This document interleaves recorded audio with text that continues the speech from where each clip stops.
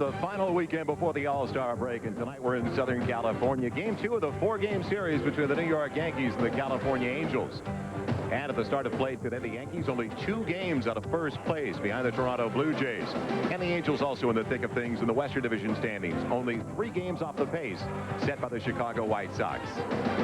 Good evening, everybody. I'm Joel Meyers alongside Buck Martinez, and welcome to Anaheim Stadium. Well, Buck, when the New York Yankees started this road trip late last week out to the West Coast, they were in pretty good shape, but the little things starting to catch up with them.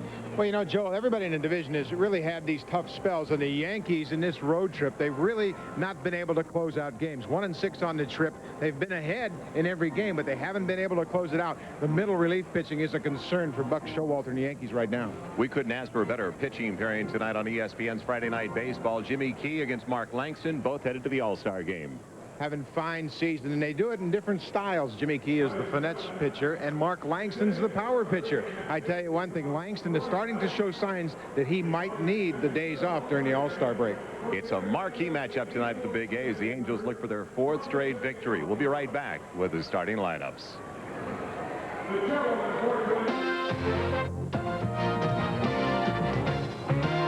ESPN's presentation of Major League Baseball is brought to you by O'Doul's from Anheuser-Busch. Premium beer taste without the alcohol.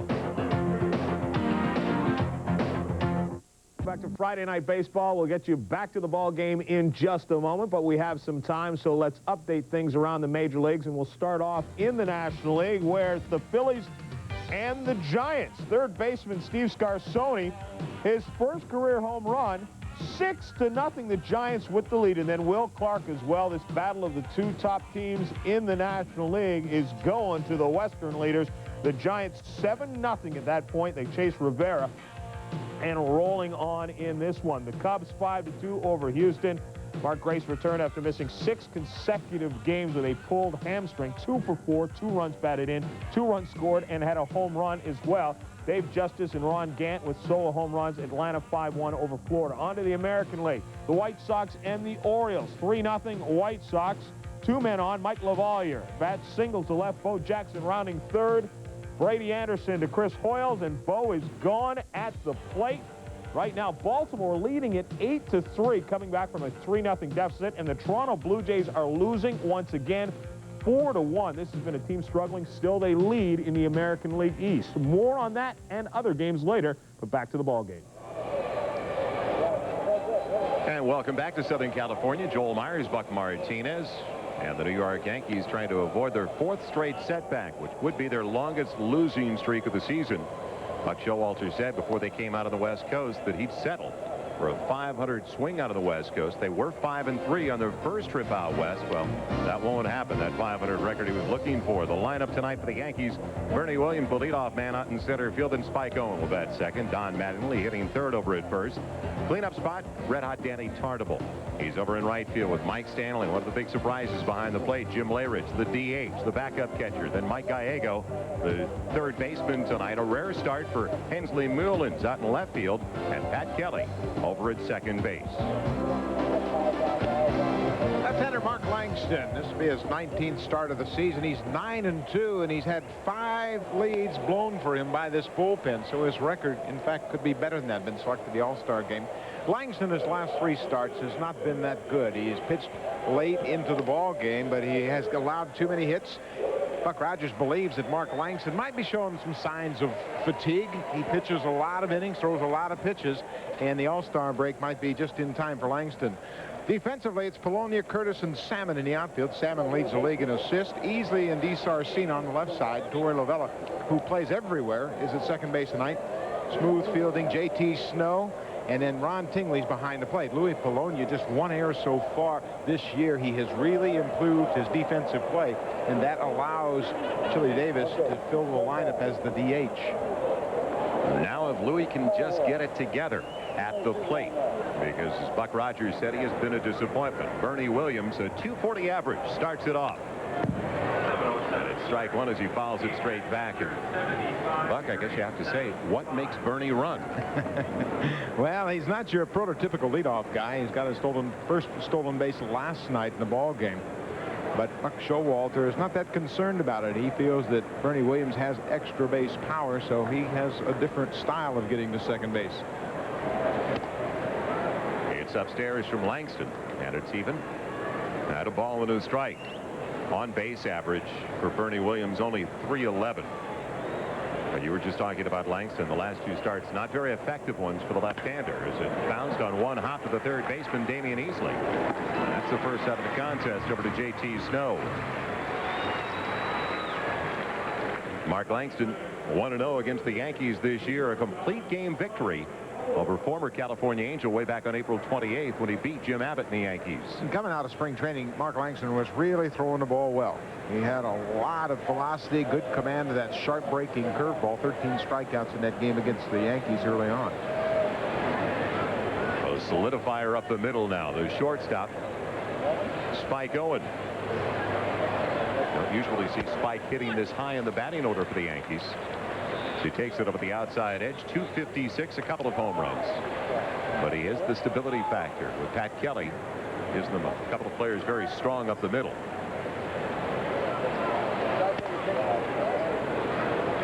You know, you mentioned it's unusual to see Owen in the lineup in the 2 spot. Buck Showalter had a lengthy meeting with the Yankees prior to the game. Clubhouse was locked. They were discussing this 1-6 road trip, trying to get things straightened out. There's that Langston curveball.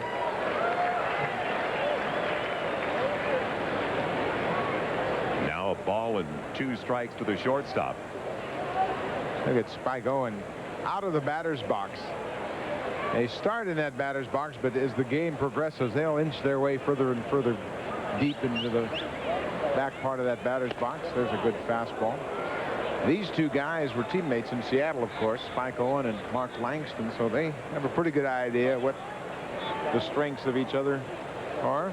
Spike played on a pretty decent college team, too. Roger Clemens, Calvin Schiraldi, a couple of the pitchers for the Texas Longhorns. The 2-2.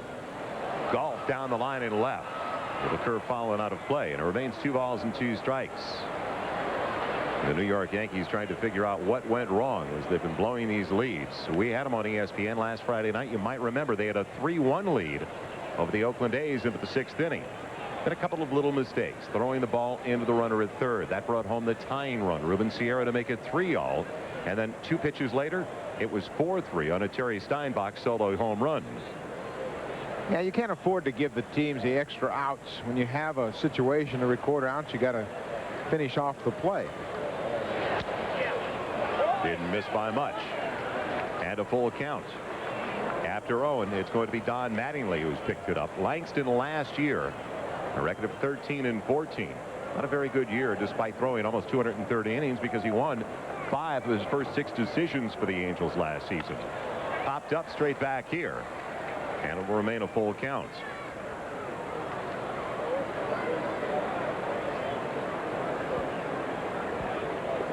But it was a major investment for the California Angels.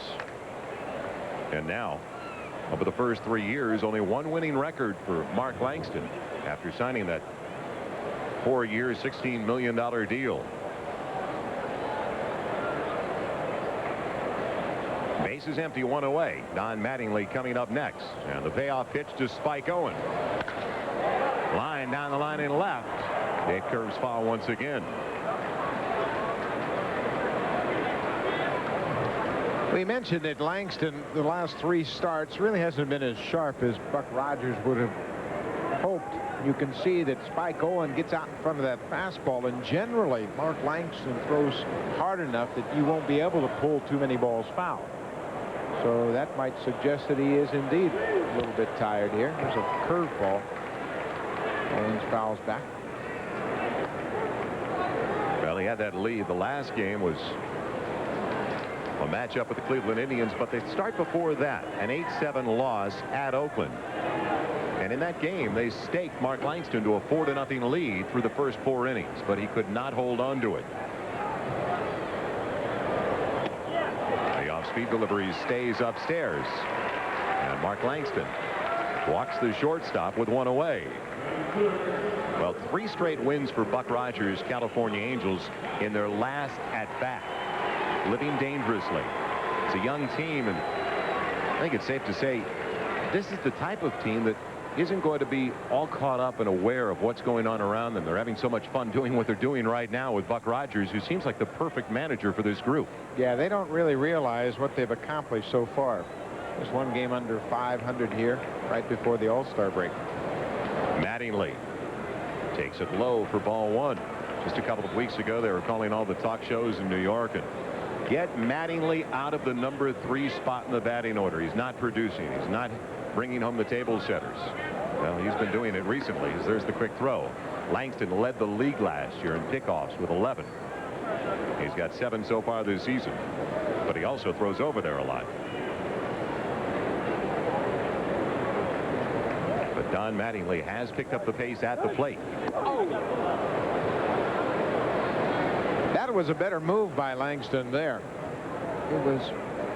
He has a tendency to hang that front foot up. Watch how he just hangs there. Spike Owen took 1/2 step towards second, but didn't stray far enough to be picked off. Langston's got a better one than that yet.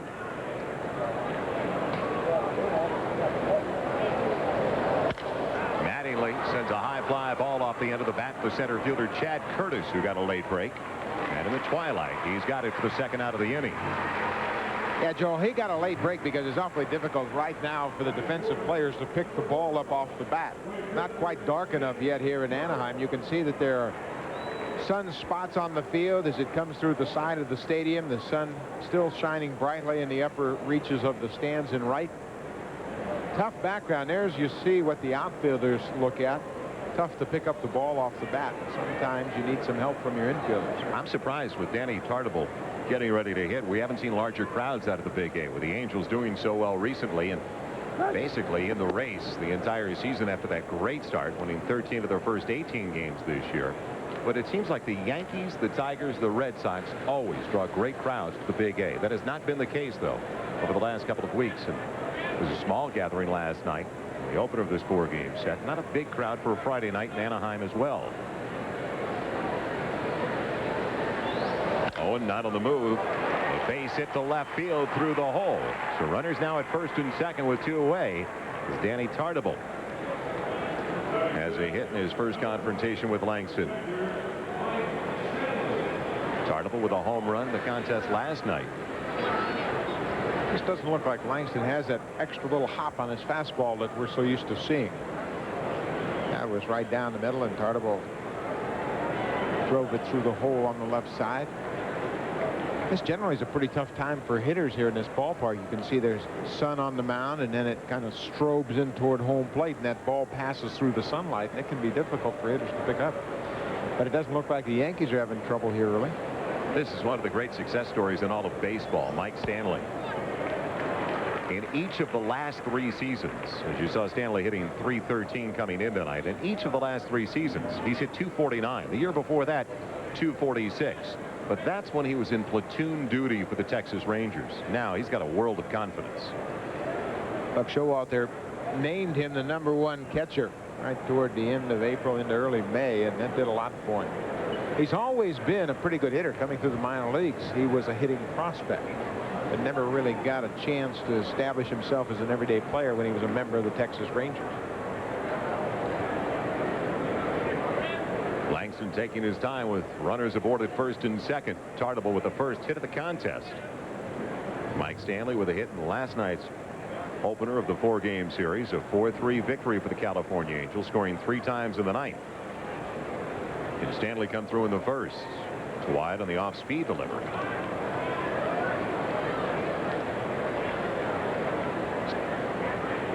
Now Langston's just called Ron Tingley out to the mound. He's not really comfortable right now. You can tell the way he's very deliberate. He takes a lot of time between pitches trying to figure out something that's going to work for him here in the first inning, and oftentimes it'll take a starter a while to get settled in. Buck Rogers is an old catcher. He knows about this. Let's take a look at this last pitch. Curveball. They tried to go backdoor with it, but it missed outside. So Langston's not really comfortable with the stuff he's featuring right now. The next with runners leading away from first and second is tight this time. And it's 2-0. Check that. 2 balls and a strike. There's 2 away. And plenty of pitches in the first inning for left-hander Mark Langston, coming off 2 so-so performances against the A's and the Indians, on his way to a performance in the All-Star game. Backs up, and it's 3-1. Plenty of offense from the New York Yankees, and not one real standout, but truly a group effort, Buck. Yeah, it is. Danny Tartabull spent some time on a DL. That's why his RBI totals are down somewhat. But look at the balance in the lineup. Guys off the bench, part-time players like Jim Leyritz getting a chance to contribute. 33 ribbies in that group. Stanley bounces it foul. And it's now a full count, so a head start for the runners. And that's a similar situation for the New York Yankees. We just saw those RBI totals with 7 now, really coming through with 30+. Similar situation in the power department in home run totals, because there aren't a lot of Yankees in the top 10 in home runs. There aren't any, but they've got 7 that should hit 15+. That's good production. Every manager would be pleased to have that type of production. I don't think he has any problems with his offense right now. He's concerned about the mistakes. The runner's on the move, and the 3-2 pitch lofted down the line. That's going to drop in, and the Yankees have the lead. Spike Owen touches the plate as Mike Stanley does it again for the Yankees. An RBI double. Tartabull stops at third, and it's 1-0 New York. Well, you can see Mark Langston wasn't comfortable throughout the entire inning. Stanley gets a 3-2 fastball inner half of the plate and hooks it down into the corner in left field. Polonia gets over, cuts it off, gets it back to the infield, so he keeps Tartabull at third base. Owen comes in to score, and the Yankees jump out to a 1-run lead.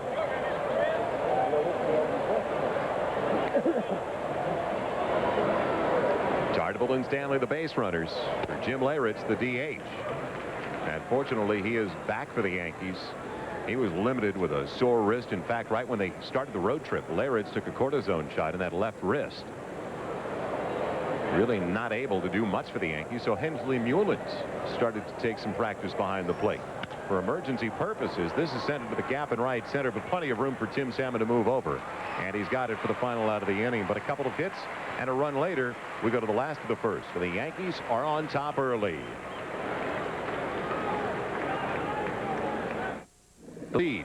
They want to be down by 1 or 2, possibly going into the 9th inning. Just where they want them as we look at the offensive look tonight for the California Angels. Luis Polonia, the table setter atop the batting order. Then Chad Curtis in his second full season, with Tim Salmon, the incredible rookie, hitting third over in right field. Charles Chili Davis in the cleanup spot. Victoria Lavella, the former UCLA Bruin, at second. Damian Easley at third base. J.T. Snow over at first, hitting 7th, with Gary DiSarcina, the shortstop, and Ron Tingley behind the plate. And another lefty out on the hill tonight for the New York Yankees. Jimmy Key, also a left-hander like Langston, but he is much different in the fact that he is a finesse pitcher. He relies an awful lot on a running fastball down and away from the right-handed hitters, has a very good curveball and an outstanding changeup. 95 strikeouts. That's a very high number for Jimmy Key this year, but it's testimony to his outstanding command. Hensley Mullins, Bernie Williams, and Danny Tartabull defensively in the outfield for the Yankees. Mike Gallego is over at third base tonight. Wade Boggs is not in the lineup against the hard-throwing left-hander Mark Langston. Spike Owen, Pat Kelly, great range at second base. The veteran Don Mattingly at first. And Mike Stanley, we mentioned him as the everyday catcher now. He's a good handler of a pitcher. Just sure-handed catcher, just 3 errors in 68 games, and the pitching staff has been very pleased with Mike Stanley behind the plate. Luis Polonia, first ball, swinging, fouls it away for strike 1. Louis hitting .252, his 25 steals, 5th best in the American League, but he has dropped considerably, and Buck Rogers put it very simply the other day when he said he's been a disappointment at the plate. The bouncer for the second baseman, and Pat Kelly retires Luis Polonia. So a couple of pitches, and Jimmy Key takes care of the leadoff man. But the table setter is so important, and Buck Rogers said when Curtis isn't going, it really magnifies the problems that Polonia's having at the plate so far this season. And Curtis is coming up. He has picked it up, though, over the last couple of weeks.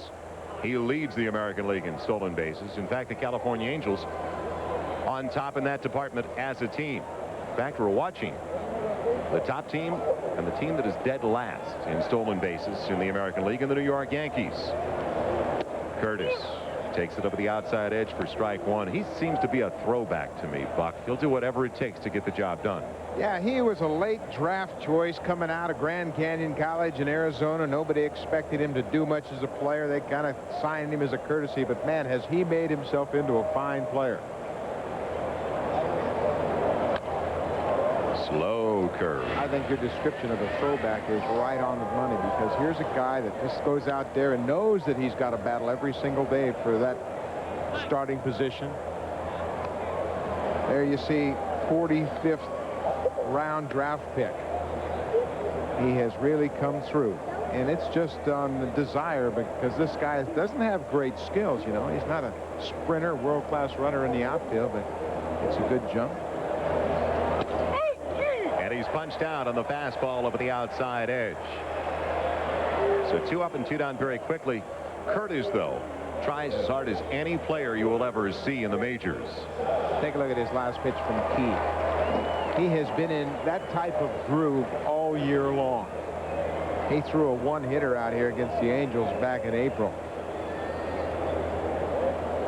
Well, Tim Welke is the home plate umpire. Seemed like that call on the last pitch was a veteran kind of call, from a veteran home plate umpire to a veteran pitcher.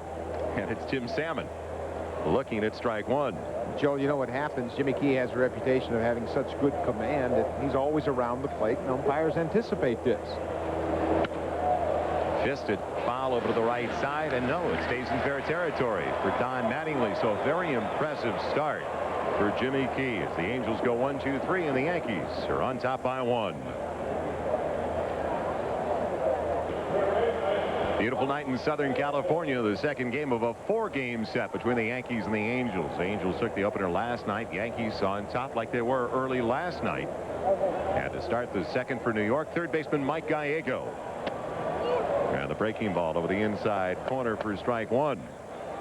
What kind of effect as a former catcher does it have on Mark Langston, Buck, to go through a number of catchers? He hasn't had a consistent one behind the plate over the last couple of years for the California Angels, between Tingley, Meyers, John Orton.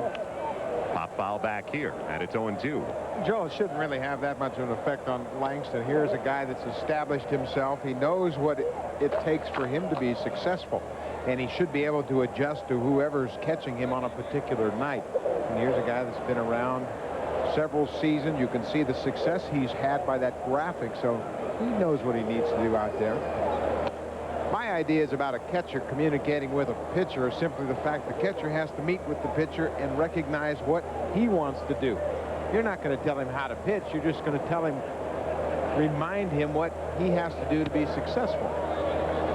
You have your pregame meeting, you go over the hitters, and Mark Langston might want to pitch to Mike Gallego differently than Chuck Finley. So you have to make sure that you understand what Langston wants to do.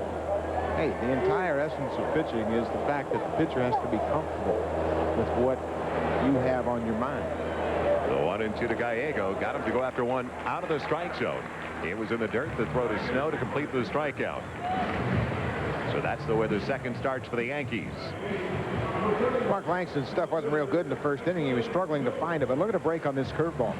He got up on top of it, really snapped off the hook, and Gallego goes after it, but you can see when it crosses home plate, it's well out of the strike zone. Had to protect with 2 strikes. Another right-handed hitter coming up to face Langston. Rare start out in left field for Mullins. And it's the fastball for strike one. Gotta love the attitude, though, of Hensel Mullins on the recent road trip. He was out here early taking practice as a catcher because of the injury to Leyritz and the sore left wrist for their backup catcher. Even now at a ball and a strike, he said, I'll do anything it takes to stay here. And I think that's the type of attitude all the reserves have for Buck Showalter. They want to play for him that badly.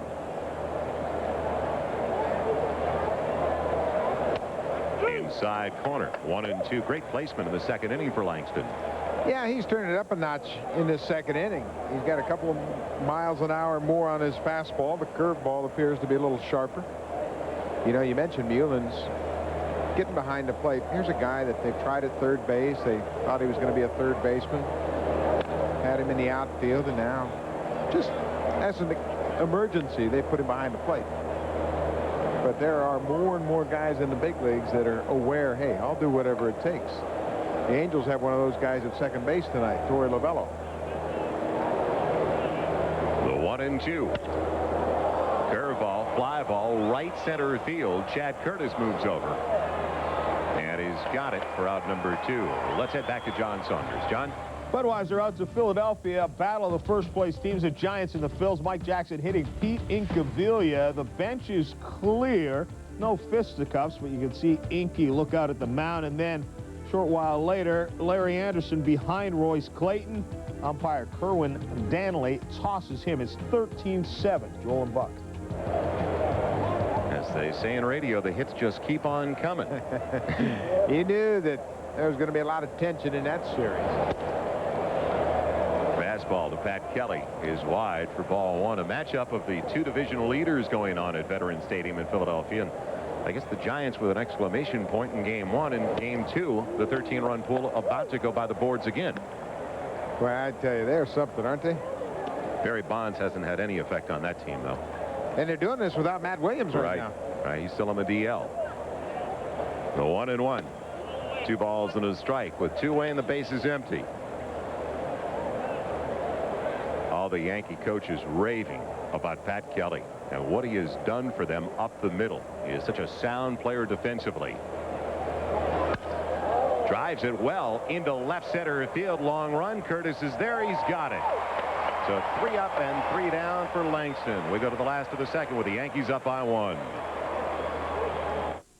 Budweiser takes us out to Skydome now. The Rangers and the Jays are Rafael Palmeiro against Todd Stottlemyre.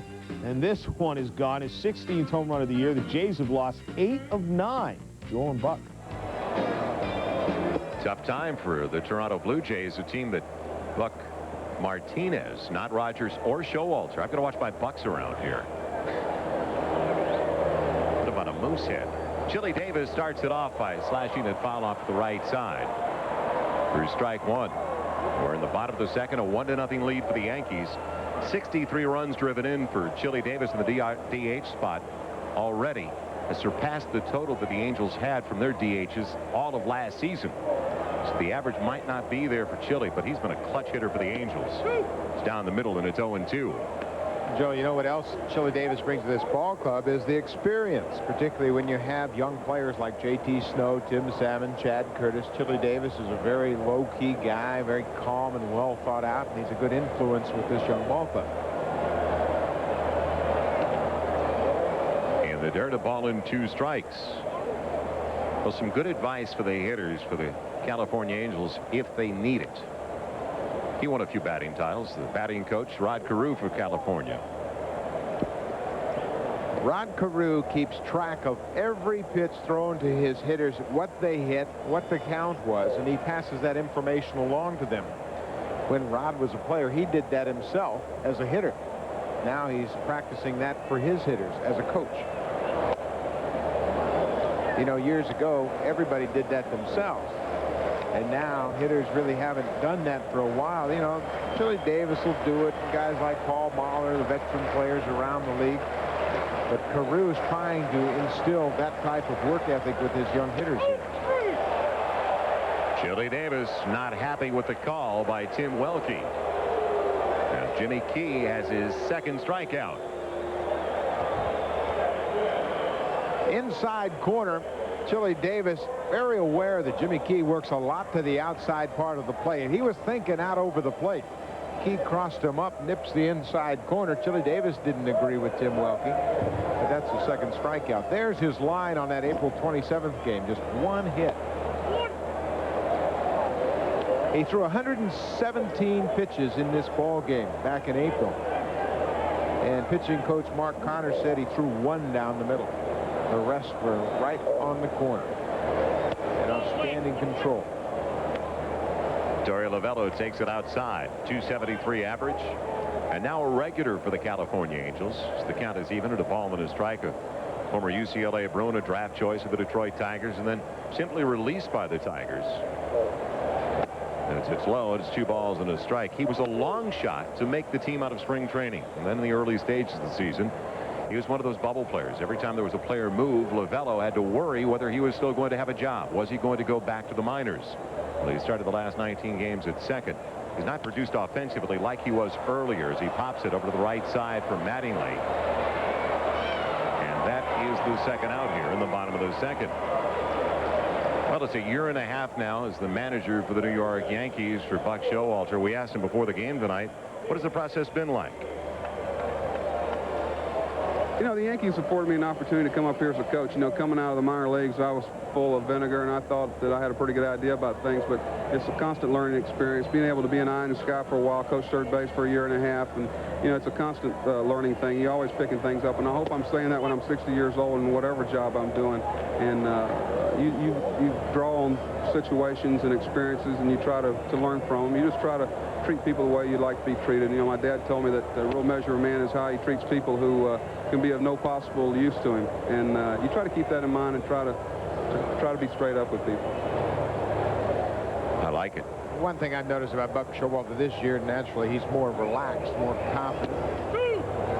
In the toughest of all media centers in New York, every night the atmosphere in the clubhouse is like a playoff series. Lots of media covering it. Every move is diagnosed 3 and 4 times in the various columns. Damian Easley sends it deep to left field. Muellen's going back, and he makes the catch. What a grab by Hensley Muellens for the final out of the inning. He robs Easley, and the Yankees, after 2, still lead it by 1. The Big Dipper isn't the only dipper out tonight. Just make some sparkling defensive play behind Jimmy Key to close out the second. Another look at the play by Muellens.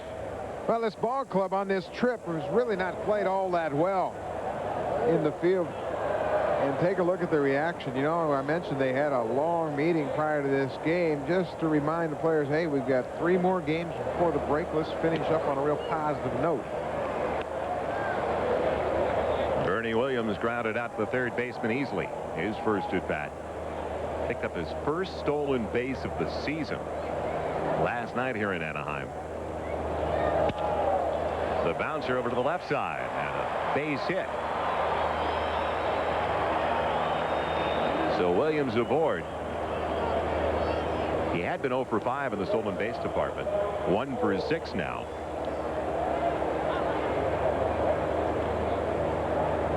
Buck Showalter believes that Muellens will improve as a base stealer. He feels that he has the speed. He just needs to work on technique, get more confidence at first base. I don't know that he'll ever be a 25, 30 stolen base guy, but he should improve. Spike Owens scoring the only run of the contest so far after he walked with 1 away in the first and came around in the RBI double by Mike Stanley.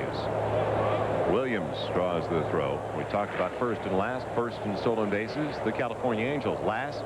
The New York Yankees only 24 so far this season.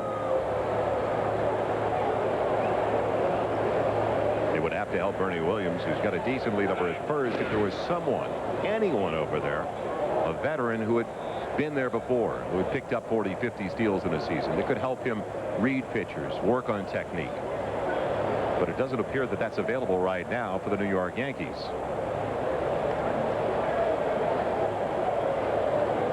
Spike Owen waiting for the first delivery from Mark Langston. Instead, another throw. What a throw by Langston. He's got a serious move over to first base. Yeah, he does, and he hangs up there, and there's a bit of a pause, so you're really unsure which way he's headed. And then he brings that good fastball. Watch the hesitation from Williams. He's still not sure what he's going to do. The tag by Snow. Watch how Muellens comes back to the outside. Williams comes back to the outside corner of that bag. Will it be the first pitch to Owen? Yes, and it's ball 1. So the leadoff man aboard here in the third with the Yankees on top 1-0. Spike Owen, last 4 years with the Montreal Expos. Before that, the Boston Red Sox, and the former first-round draft choice back in June of 1982, the Seattle Mariners. The runner not on the moves. It's fouled off, and it's a ball and a strike. Many people question the Yankees when they signed Spike Owen to that free agent contract, but Owen in Yankee Stadium can really cover the ground. He doesn't have great range. He's not what you would call a wide-ranging shortstop, but man, everything he gets to, he's got sure hands, very tough on the double play, and has a pretty strong arm. Pops it up, shallow right field. Tim Salmon calls off the second baseman Lovella, and that is the first out.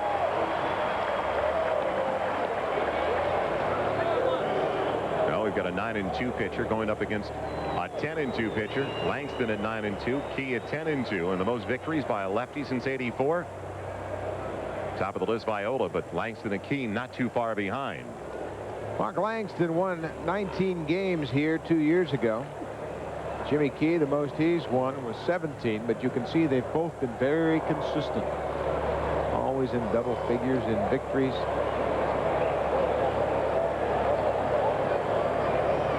Don Mattingly, light up the center fielder back in the first. Did he go after the breaking ball? Yes. The appeal down to John Hirschbeck at third.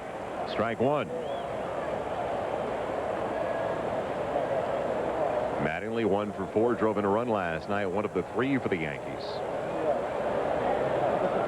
Hitting almost 400 over his last 70 at bat, so he has picked it up. Another throw, Williams back in time. You know, you look at Mattingly at the plate, he no longer uses that exaggerated crouch in the batting stance. He's had back problems, and he just can't stay down in that crouch that long. He also has really cut down on his extra batting practice. He used to just spend hours in the batting cage trying to fine-tune his stroke. Pops it back here. That it's 0-2. Martinez, stay in the booth. You're not in uniform tonight. My partner leaning out. That's one of my favorite players in the whole game of baseball. Frank Howard, Big Hondo, the coach here for the Yankees at first base. Enthusiastic, passing along instructions to Bernie Williams. Is he ever in great shape? Yeah, he is. He works hard. Stays fit. 0-2 hole for Mattingly. Williams aboard at first with 1 away. Just missing the outside corner. Ball and 2 strikes. He talked about learning to cope with those back problems, and that's basically what Mattingly has had to do over the last couple of years, because he missed a good portion of 1990 because of the back ailment. But he did play in 157 games last year while hitting close to 290. Over the last 17, close to 400, while knocking in 14 runs. 7 Gold Gloves over the last 8 years. Well, still the complete package. He has so much pride. He is going to figure out a way to hit. He might not be the Mattingly of the mid-'80s that drives in 145 runs and hits 35 home runs, but he can still be a very productive hitter. It's a 1-0 Yankee lead. We're in the top of the third with 1 away on a 1-2 delivery to Mattingly. He froze on the breaking ball. Vintage Mark Langston. And Langston picks up his second strikeout, the second out of the inning. Mattingly couldn't pull the trigger. Look at this breaking pitch. It really freezes Mattingly. Couldn't make a swing at that pitch. You know, Langston's curveball is so tough because it starts out of his hand the same plane that his fastball does. He doesn't throw it up where you really tips off the hitter. It comes out of his hand really kind of straight, just about the same plane as that fastball. Danny Tartabull first ball swinging. Salmon started back. Now he comes in. And that's the final out of the inning. So they waste the leadoff single by Bernie Williams, and after 2.5, still the Yankees by 1. To Milwaukee, the Twins and the Brewers are Matt Macy facing Dave Winfield, and this one stays inside, and he takes it that way. 4 for 4 on the night, 3 runs batted in, 5 home runs in the last week and a half for Big Dave. 10-5. Back to you. So Winfield starting to pick it up after a long home run drought. And JT Snow leads it off the Angels in the bottom of the third, taking strike 1. 11 home runs, 9 of those 11 coming right here at home for JT Snow, a young man that struggled ever since the first month of the season. Cued off the end of the bat. Fortunately for JT, his at bat is still alive. It's 0-2. Joe, I have a theory about JT Snow. He came up here in April as the everyday first baseman, and he was thinking, let's just get off to a good start. And you know, first time you play golf, every year you come out and say, well, I'm not really swinging very well. I'm going to be nice and patient with myself. Well, the ball was flying off his bat and flying out of the ballpark. Then he started thinking, hey, I'm hitting home runs. Maybe I can hit 25 or 30 home runs. Started pulling off the ball. Rod Carew now is trying to get him back to where he should be, using the whole field and just thinking about line drives. A little bit outside, a ball and 2 strikes. The most home runs J.T. Snow has ever hit in the minor leagues was 15. So he's more of a line drive hitter. And he's punched out as Key started outside the last pitch. Then he comes inside, set it up perfectly. Now, the Angels have seen this picture before, back in April when Key hit him. Look at the location. Look how Stanley set up inside. Doesn't even move the glove. The Yankees have said they have never seen anyone in such a tunnel as Jimmy Key when he gets on the mound this year. He is really in a groove. 3 strikeouts now, and all 3 have been called. No one has gone down swinging yet as Gary DiSarcina takes it over the outside corner for strike 1. The Angels shortstop starts tonight with a .256 average. A good production from the shortstop position, driving in 37 already this season. The 0-1 breaking ball. Ball and a strike. Let's take a look at Jimmy Key's motion. He is really in command. Watch how he balances himself when his hands break. Right there, he's balanced now. His body falls forward, finishes up high with that leg kick, following through. You know, Jimmy Key, in my mind, is perfectly suited for New York. He gets the ball, goes to the mound, pitches his game, goes back to the dugout, and he's done. He's oblivious to all the media hype. The chopper for the shortstop. And Owen across to Mattingly for out number 2. We move over to the National League for ESPN Sunday Night Baseball. Home run number 18 tonight for Mike Piazza. The Dodgers 6-2 victory over the New York Mets. And Bobby Bonilla, despite the struggles of the Mets with the worst record in the majors, Bobby Bo putting together some decent numbers, especially in the power department. So join us Sunday night. The Dodgers and the Mets from Shea. And Mike Piazza with 18 home runs. No one right now close in the National League as far as Rookie of the Year candidates are concerned. Ron Tingley hitting with 2 away and the base is empty. And it stays outside and low. It's 2-0.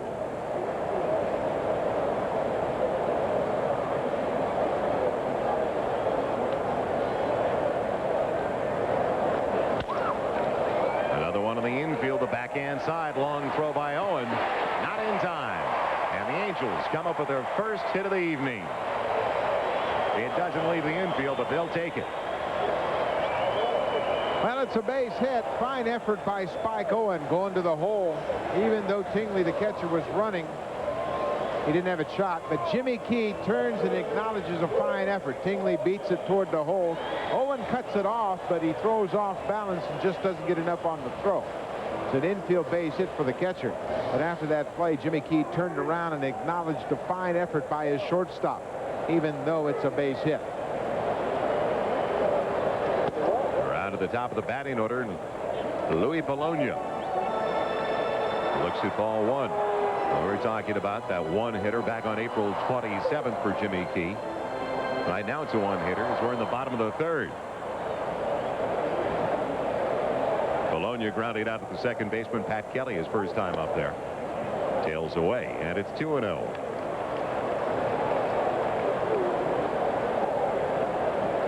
Louis Polonia last year a .286 average. That's why they're disappointed so far this season. And he also led the Angels with 83 runs scored. You can see the drop off down to .252 so far this season. It's at the knees, and it's 2-1. You know, Joel, oftentimes a player in the final year of his contract will try to do too much and go away from his strengths. And Louis Polonia has been very vocal about his disappointment of not having a contract and trying to negotiate a multi-year deal with the Angels. Maybe that has spilled into the batter's box with him. Buck Rogers is disappointed in the way Polonia is approaching his at-bats. He's not hitting the ball on the left side as much as he would like. He's got to beat the ball into the ground, utilize the speed, slot it by the third baseman, keep it out of the air, most importantly. Whoa, there's a good pickoff, but Tingley not a stolen base threat at all. Almost got caught napping by Jimmy Key. Do you get the feeling right now that the way Key is performing, he can almost put the ball wherever he wants? Yeah, and I've seen him like that before, where he'll really get in a groove and be able to execute. There's another ground ball on the right side, and that's killing Polonia. To Hopper for Pat Kelly. Bologna's done, and so are the Angels. After 3, it's still the Yankees on top by 1. Now for Yarns from the Yard as we look back on the incredible career of Reggie Jackson, and no one will ever forget the World Series of 1977. That one game in particular where Reggie hit 3 home runs in that contest. Reggie also spent time here in Anaheim in a California Angels uniform. We remember the incredible career of a 5-time world champion, Mr. October, Reggie Jackson. And Reggie has been with the New York Yankees on this road trip out to the West Coast. Saw him last weekend in Oakland. Never misses an opportunity for the Cracker Jacks. See, that's a baseball right there, huh? I love it. Reggie Jackson eating Cracker Jacks at the old ball yard. Mike Stanley has knocked in the only run of the game, and he starts off the Yankees 4th. Taking ball 1 from Mark Langston. It's going to be Stanley, Leyritz, and Mike Gallego. It's high, and it's 2-0. Well, Reggie Jackson back with the Yankees now that George Steinbrenner is also back in baseball. And I don't think it's any coincidence that the Yankees are also back. You know, they needed a shot in the arm. Reggie Jackson always had one thing on his mind when he stepped onto the playing field, and that was going to the World Series. Hitting home runs and going to the World Series. And that's Mr. October, and that's why they brought that spirit back to the Yankees. They also brought back Willie Randolph, another player that had a tradition of winning. So Buck Showalter wants to emphasize Yankee pride and get that pride back. The 3-1 to the leadoff man. Stanley, a towering fly ball for the center fielder Chad Curtis. That's the first out of the 4th. 4 in a row retired by Mark Langston after giving up that leadoff single to Bernie Williams in the 3rd. Well, the Yankees have improved considerably. If everything works out the way Showalter hopes it will, it'll be their 3rd straight season of improvement. They were 76 and 86 last year. 5 games better off than the previous season. As Leyritz, the DH, light out the center fielder, takes strike 1. But they have a very involved manager now, 37-year-old Buck Showalter, and I think that's the big difference. Someone that can truly relate. Very straightforward, as we saw from our conversation with him earlier this evening, that's what he emphasizes, and that's what his dad emphasized to him. Honesty. The 0-2.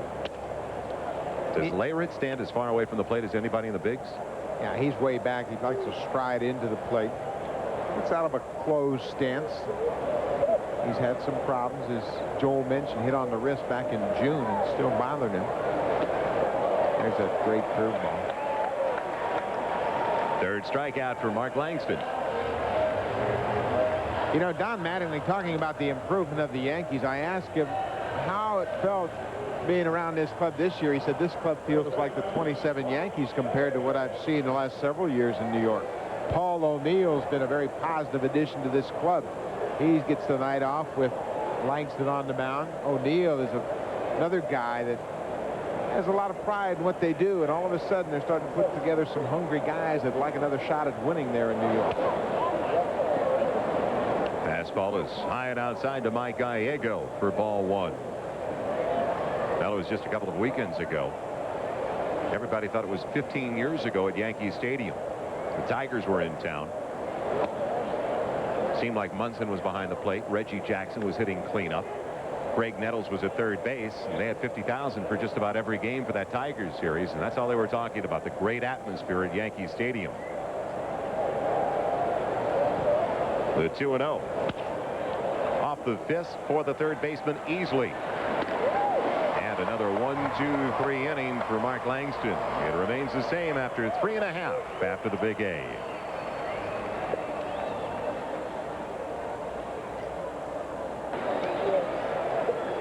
Chad Curtis leads it off for the Angels. Down by a run in the bottom of the 4th inning. Joel Meyers, Buck Martinez at the Big A, Anaheim Stadium. Crowd in the neighborhood of about 30 to 35,000 on hand. The off-speed delivery. There's strike one from Jimmy Key. Curtis caught looking. One of 3 strikeouts thus far. All 3 caught looking for Jimmy Key. Warm night, easy night for the pitchers in Southern California.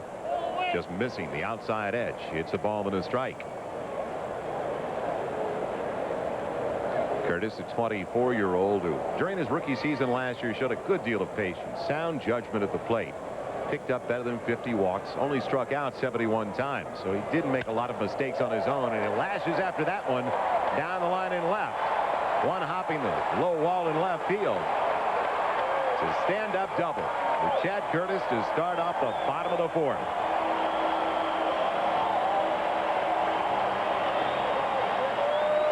Curtis got on that inside fastball. Stanley sets up inside. Key trying to get it in there, but Curtis gets the head of the bat out and hooks it down into the corner.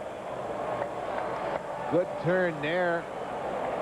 A couple of bounces off the wall. Mullins gets over and cuts it off, and it's a leadoff double. Well, let's see how they want to approach it here. Salmon at the plate. You don't want to sacrifice his power and ask him to go to the right side.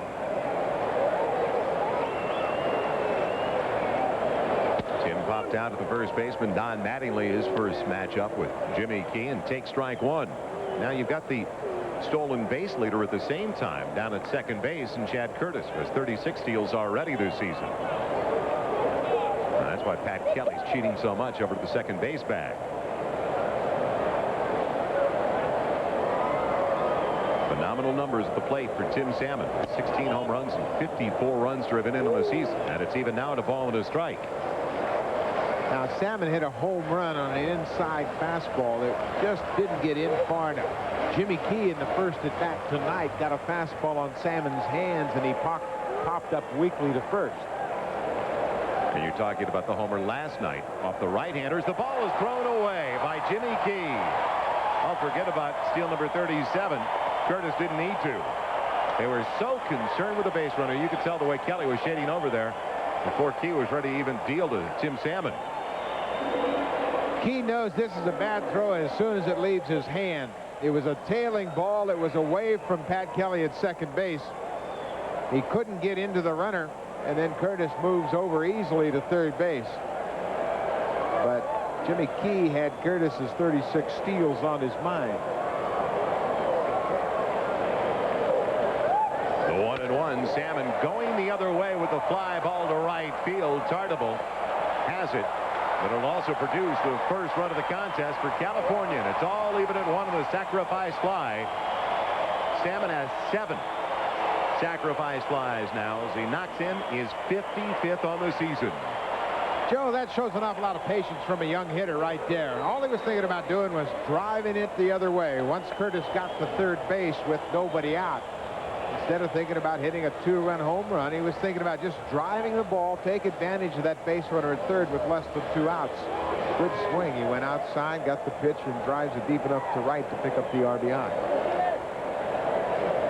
He is such a solid performer for the California Angels, you do forget he's a rookie. As Chili Davis sends the fly ball to left field. It was off the end of his bat, and Mullins has it for the second out. It's easy to forget, though, that Salmon is a rookie. We spent time with him before the game tonight, Buck, and just a solid young man. His brother getting ready for his senior season at USC, as he's going to be their starting free safety. Now it's Torey Lovullo with the bases empty, but it's a new ball game for Mark Langston in his matchup with Jimmy Key, the marquee matchup. Trying to bunt his way aboard. Lovullo fouling it back for strike one.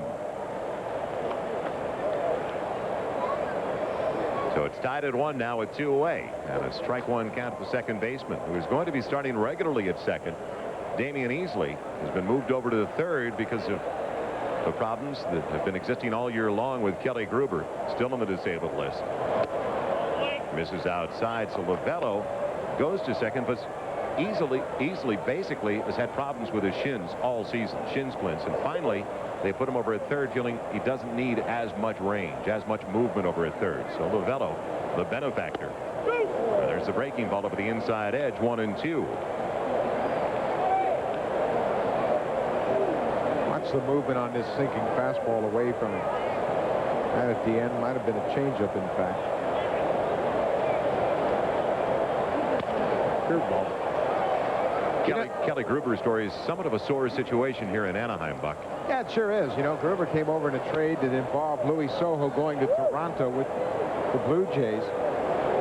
And Kelly Gruber had a press conference when he first came to town, and the first words out of his mouth were to the effect, well, I've got an injury that I suffered in Game 3 of the World Series. And it's been downhill ever since. We'll get back to that story when we return. There's another strikeout for Jimmy Key, his 4th, but it's all even after 4th, the Big A. Everything turning out as planned with Langston going up against Key. It's tied at 1. Out of the way goes Tim Welke. Ball 1 in the dirt. Hensley Mullins leading things off in the top of the 5th inning. Mullins with a beautiful play, robbing Damian Easley of extra bases a couple of innings ago as he took it up the top of the wall in left field, just in front of where the Angels bullpen resides. Fastball right by him upstairs, and it's a ball and a strike. But to wrap up the Kelly Gruber story we're talking about, just a couple of days ago, Dr. Bobby Brown, the American League president, ruled in favor of the Toronto Blue Jays, that they would not have to compensate the California Angels any further. A $4 million season in earnings for Kelly Gruber this year, as it's now 1-2. The Angels picking up a little more than $2 million of that. I guess it's about 2-3, 2-4 for the California Angels. The remainder for the Toronto Blue Jays. Well, the Angels don't expect Kelly Gruber back for any time in the near future. They were hoping that there would be compensation from the Toronto Blue Jays. Didn't work out that way. Yeah, the Angels were hoping that the decision would be the Blue Jays would have to pay Kelly Gruber's salary until he was ready to play. Mullins gone, a strikeout to start the 5th. Back to John Saunders. And Budweiser takes us to St. Louis, where the Cardinals with a golden opportunity to move just within 4 of Philadelphia. But Lee Smith gives up this home run to Chris Jones. You see him pull up lame partway around the bases. He did make it around, number 5 on the season. Then Danny Schaefer a home run. And Colorado has the lead, 5-4. Joel and Buck. July not starting out the way June finished up for Lee Smith, as it's pulled foul by Pat Kelly. 15 saves in the month of June for the Cardinal right-hander. Well, he had 8 on that extended road trip. They were 8-2 on the road trip. He saved all 8 of those games. Picked up number 30 Wednesday night against the Braves. Pat Kelly trying to push a bunt down the first baseline. And it's 0-2. Do you believe, like some of the others that have been in the American League, that you can take a player like Kelly, put him in the number 9 hole in the batting order, and he's almost like an extra leadoff man? Yeah, I think that's the way most guys look at it when you don't have the pitcher in the lineup. The leadoff hitter basically leads off once a game. And that's why I think they can get away with a guy like Bernie Williams. I mean, let's think about how many legitimate classic leadoff hitters are there in the American League. Ricky Henderson still one. Kenny Lofton with the Indians another. Devon White leads off for the Blue Jays, and he doesn't get an awful lot of walks. This year he's having an outstanding year with the batting average. And I ask because Kelly is a better on-base percentage man than Bernie Williams. You know, Joe, I think they keep Pat Kelly down here because they don't want him to think an awful lot about leading off in the situation. Shoots it over the first baseman's head into right field, and it's a 1-out single for Pat Kelly. Well, Reggie Jackson looking good on this Friday evening in Southern California. Looking buff, like he's ready once again for the Upper Deck Heroes of Baseball Classic. He had a home run in that game last year. What a Monday it's going to be. An All-Star Monday on ESPN. Baseball Roundtable with Chris Berman and company. The All-Star Gala. Then the Gatorade Home Run Derby at 9:30 Eastern. And finally, the Upper Deck Heroes at 10 o'clock Eastern. The American League All-Stars led by Reggie Jackson, trying to duplicate his effort you saw on ESPN last year. So be with us Monday, a big day. If you haven't had a chance to see Camden Yards very often, make sure you tune in Monday, because it is a gorgeous ballpark, and the Orioles are going to put on a fine all-star show. It is truly one of the great ballparks in baseball. You're talking about some of the parks that are being put together right now in Cleveland, also in Arlington. It will also be very similar to Camden Yards for overall ambience, and taking care of the game for years to come. The thing about Camden Yards, it fits so perfectly into the surroundings at Harborfront down in Baltimore, right downtown, in the old railroad yards. Williams fouling it away. It's even now at a ball and a strike. Thus far, the numbers on Mark Langston. Took him a while to get on track. He struggled a bit in the first inning, allowed the Yankees run, walked the batter, gave up 2 hits, but after that he settled right in. The curveball has come around. The control was much better. Oftentimes a good pitcher like Langston, if you have a shot at him early, you better put him away. At the knees, ball and 2 strikes. More and more the strike zone is looking the same in both leagues. You know, Paul O'Neill, who's on this Yankee ball club, said, I haven't noticed too much difference in the style of pitching or the umpiring. The bouncer over to the left side through the hole into left. So back-to-back singles for Kelly and Williams. Something brewing now for the Yankees in the top of the 5th with only 1 away. So Bernie Williams with his second base hit of the night. He's now 2 for 3. The table setters getting on base tonight for the New York Yankees. The 1 and 2 men in the batting order. Williams a couple of times now. Owen scoring the only run of the night for the Yankees after he walked in the first and came around on the double by Mike Stanley. And he fly it out to the right fielder Tim Salmon back in the 3rd. Can he move the runners up if he can't come through with a base hit? It's over the outside corner. Strike on the fastball.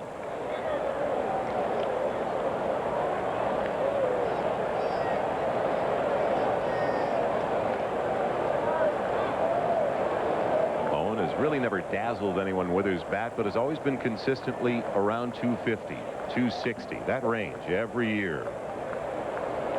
Mattingly in the on-deck circle. The 0-1. Ball and a strike.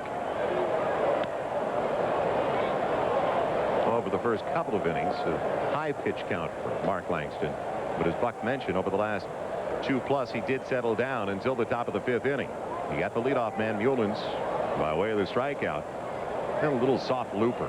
Inside out swing by Pat Kelly with a base hit to right. And then the base hit to left by Williams. Off the end of the bat, 1 and 2. You can see that swing from Owen right there. He's trying to drive the ball through the right side of the infield. When you have runners at first and second, 1 out, what you don't want to do with Langston is pull the ball on the ground on the left side. Give the Angels a chance for the double play. You can see how he's really trying to drive it right side. Even if he hits it toward the second baseman, it could be a tougher double play for them on that side. Pickoff play is on. Kelly back in time. The man over at first should get a decent break as J.T. Snow is playing behind Bernie Williams. It's tied at 1. We're in the top of the 5th. The Yankees have out hit the Angels 5-2, and they've also committed the only error of the contest, which helped California to their only run of the game. It was on a wild pickoff throw by Jimmy Key. Just missing the inside corner, and you can see Langston upset. He wanted that call. Yeah, he thought he made a pitch there with that fastball. Didn't get the call from Tim Welke. The velocity has picked up a couple more miles now. This fastball is 92. Langston's reaction tells you that he thought that was a good pitch.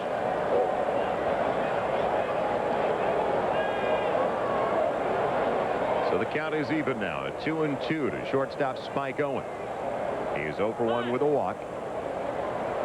Only 3 for 15 on the road trip for the Yankees. The road trip where they were swept in Oakland, dropped 2 out of 3 to Seattle, and then lost the opener here last night by the score of 4-3, with the Angels coming up with 3 in the bottom of the 9th. There go the runners. So aggressive baseball from Buck Showalter for a team that's last in the American League in stolen bases. Well, he's got a good guy at the plate, Spike Owen, who makes contact, so he's not afraid of the strike him out, throw him out. Watch Kelly at second base, gets a good jump going to third. Bernie Williams follows suit, but the ball is beaten foul by Owen. You go ahead and start the runner because you know Owen doesn't strike out much, makes good contact. By starting the runners, you might create a hole on the infield that Owen can drive a ball through. The 2-2 once again. And the strikeout.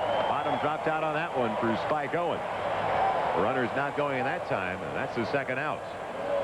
Strikeout number 5 for Langston. Boy, that's a good curveball here. Look at the break on that thing. He took something off, too. You can see how Owen was way out in front. Watch how his weight gets out in front. He's fooled not only by the break, but by the change of speed on the curveball. Looked like it dropped about 12 inches in the last 3 feet before the plate. So it's going to be up to Don Mattingly, who's been hot recently. He is 0 for 2 tonight, flying out the center fielder and also striking out. The breaking ball pulled into right field. Kelly around third. It's bobbled in right field by Salmon, who will score without a play. The Yankees take a 2-1 lead as Williams motors into third. An RBI 2-out single for Don Mattingly. Well, you can take away his power, but you can't take away his concentration in run-driving situations. He produces a 2-out base hit through the right side of the infield. And Pat Kelly, a good base runner. Look at this breaking ball. It stayed up in the strike zone, up about belt high, and Mattingly doesn't miss the mistake from Langston. Pulls it through the right side of the infield. Remember, Tim Salmon has the most assists of any outfield in the league, and he was in a hurry to get this. But he bobbled it and didn't have a play at the plate. So that is now 15 runs driven in over the last 18 games for Mattingly as Danny Tartabull, his first ball swinging. Chopping it foul for strike 1. Tartabull with a home run last night. He is 1 for 2 so far this evening. A 2-1 lead for the Yankees, their second lead of the contest. But don't forget, they led most of the way last night as well.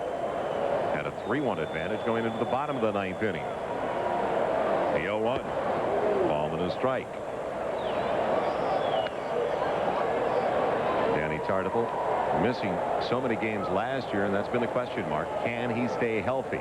He was out 3+ weeks with a bruised kidney due to a collision in the outfield with a teammate. He was on the DL this year as well. It's over the inside corner on the breaking ball, and it's 1-2. But still last year for Danny Tartabull, despite the fact he played in 123. He had 25 home runs. He drove in 85. And he eats Langston alive for the most part with that .355 average. Can he capitalize? It's tight. And it's 2-2. Langston hasn't gotten that call on the inside part of the plate the way that Key did throughout the early part of the game. He threw a fastball inside to Owen, thought he had him struck out, didn't get the call. 2-2 to Tartabull off the end of the bat, out of play. What is it? You get a knock against you, and Eric Davis has had that over the last few years with good reason. With the Reds and now the Dodgers, that he just can't stay healthy. And Danny Tartabull, similar situation. He has not had a 500 at-bat season since 1988. And that's what's holding him back from those home run and RBI years that he put up early in his career. And Tartabull called out on the breaking ball that he thought was low. The 6th strikeout for Langston. The Yankees take the lead, though, by 1. Just went to turn my blood. You want to take a look at the definition of hot? Troy Neal of the Oakland A's. This home run off Quantrill with his 2nd of the game. And he has 4 home runs in his last 5 at-bats. 7 runs batted in yesterday. Back to you. And that's for a young man that was sent back to Tacoma because he couldn't even hit 200 over the first 6 weeks of the season. And welcome back to the Big A. Joel Meyers along with Buck Martinez, Damon Easley. He could have easily had extra bases, but he was robbed by the left fielder, Hensley Mullins, on a spectacular play. A little floater out to right center. Long run. And Bernie Williams won't get there. A leadoff single for Easley. So he rips the cover off the ball in his last at-bat. He's got nothing to show for it. Texas leaguer off the end of the bat, and he's got a fellow who looks like a line drive in the box score tomorrow. See, it all evens out, Joel. You just have to be patient. There's a little flare off the end of the bat of Easley. Look at Bernie Williams coming hard. Thinks he's got a shot at it, but just can't catch up. Tardebo with a good job of backing up the play. Keeps the ball from going in the alley more. But good effort by Williams. Just couldn't close the gap on that little Texas leaguer. J.T. Snow was caught looking his first time up there. Easley back in plenty of time.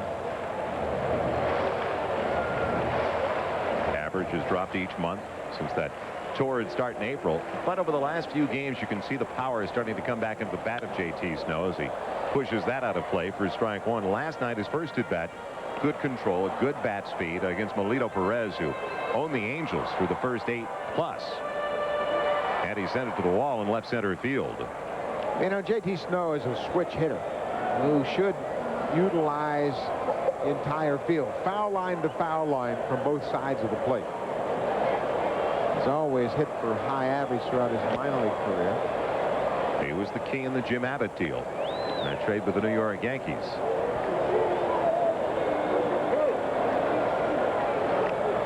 Great control once again for Jimmy Key. 53 pitches, 4+ innings, and no walks. The 1-1 to Snow. Tried to check his swing, fouled it away. It's a ball and 2 strikes.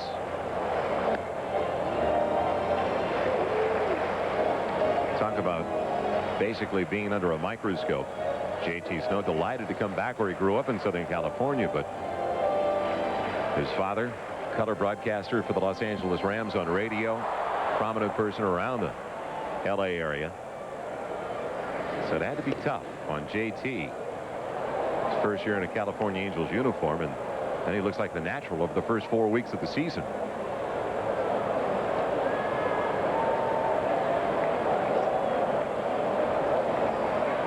He brought up golf earlier and comparing J.T. Snow and his swing over the first 3-4 weeks when it was so smooth and so easy. And that's the biggest mistake you can make in both baseball and golf, I would think. Just when you think you've got the game beat, you've got it figured out. Yeah, now I'm really going to hit one hard. The 1-2.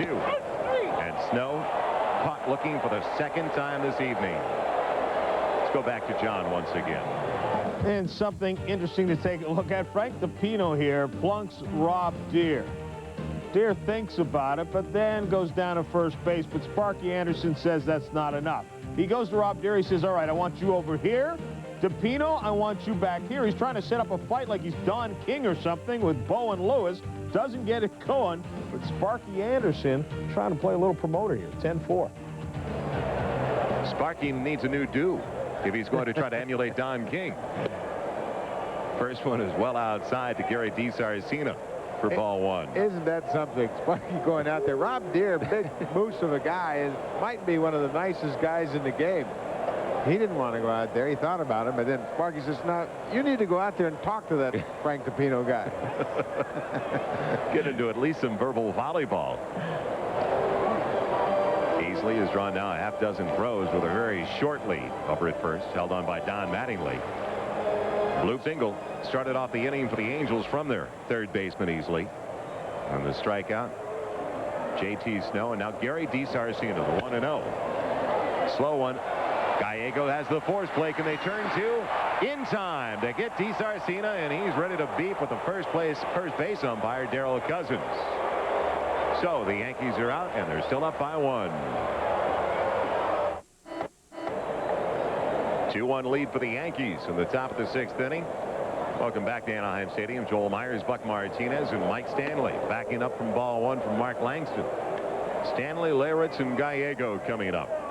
So the Yankees got out of that inning on a fine turn of 2. On a soft one-hopper to the third baseman, Mike Gallego. Tough call over at first base for Gary DiSarcina. It's high, and it's 2-0.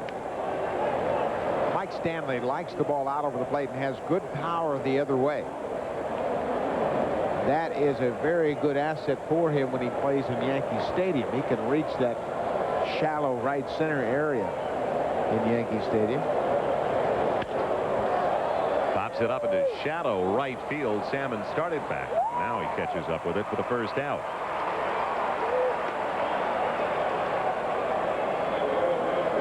So Mike Stanley now 1 for 3 after picking up an RBI double in his first matchup with Langston.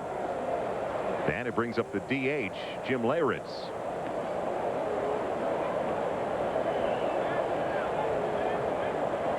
.327 average. Good power numbers as well. 9 home runs and 33 driven in. Going after the first one for strike 1.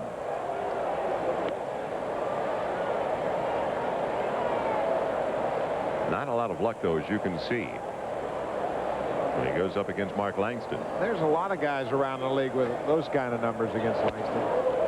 High and tight as the ball and a strike. You could see this guy was going to be something special when he first came up with the Mariners back in '84. The off-speed delivery.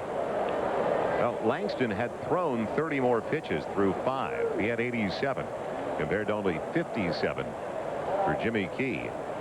And the big difference, the first and 5th innings. Problem innings for Langston. Leyritz going the other way. It's fouled and out of play. And it's 2 balls and 2 strikes. The lefties. Boggs to the right of your screen, and Don Mattingly.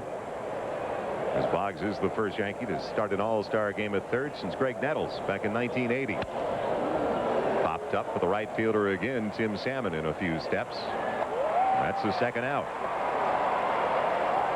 Buck Showalter will rest Wade Boggs from time to time against nasty left-handers like Mark Langston, something Boggs didn't easily accept, but now I think he recognizes, hey, it's not that bad a deal. Boggs is having a very solid year at the plate once again after his worst season last year.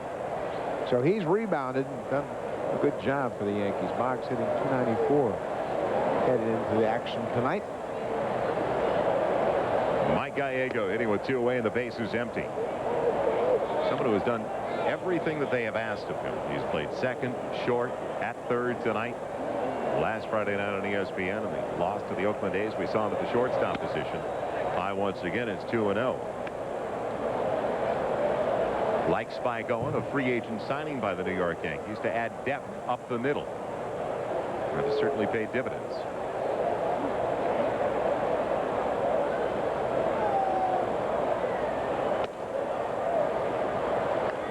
First 3 out of the strike zone after Langston took care of Stanley and Leyritz on fly balls to the right fielder.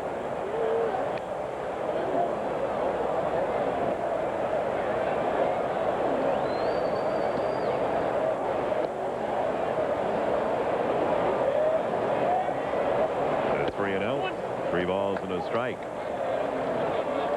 Mark Langston, a fly ball pitcher tonight.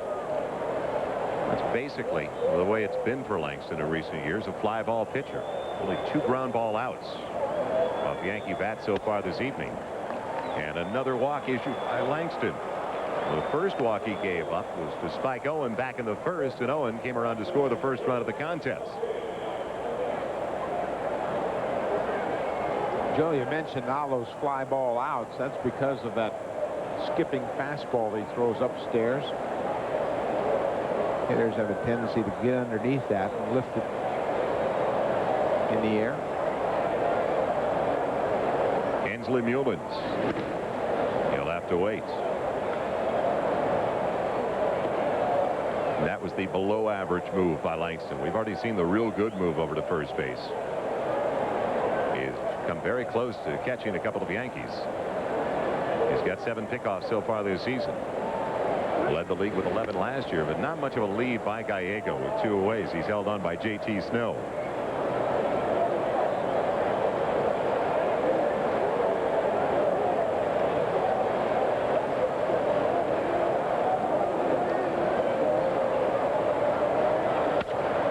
Mullins pushing it down the line in right. Plenty of room for Tim Salmon, and he's got it a couple of feet in fair territory for the final out. So it stays the same after 5.5. The Angels come up, and they're still down by 1.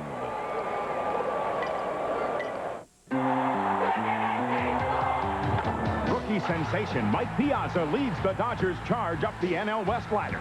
The Dodgers face the Mets live on America's Game of the Week, ESPN Sunday Night Baseball.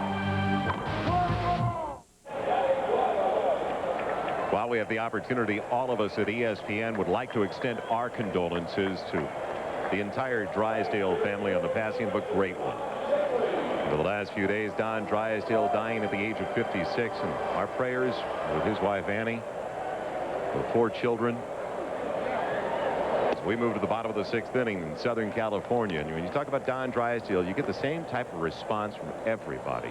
Class act, man's man all the way. Loved to talk the game. Had a great approach to life. Yeah, he worked here for several years with the Yankees, Yes. of course. And I can remember I was catching a game and Don was broadcasting the game, and I was fighting a knuckleballer. And after the game, I heard Don's comments that, you know, Buck ought to be awfully familiar with everybody sitting in the first row behind home plate today. That was great memories of a fine man. The chopper, Owen, one hops to Mattingly, but not in time. The second infield single of the evening for the catcher. Buck Martinez doesn't love that much. I tell you, it's been a good run for Ron Tingley lately. 2 infield hits tonight. Take a look at this. Spike Owen showing pretty good range behind the bag, but twice tonight Owen can't get enough on the throw to shoot down Tingley, and Ron Tingley, the catcher, with 2 infield hits tonight.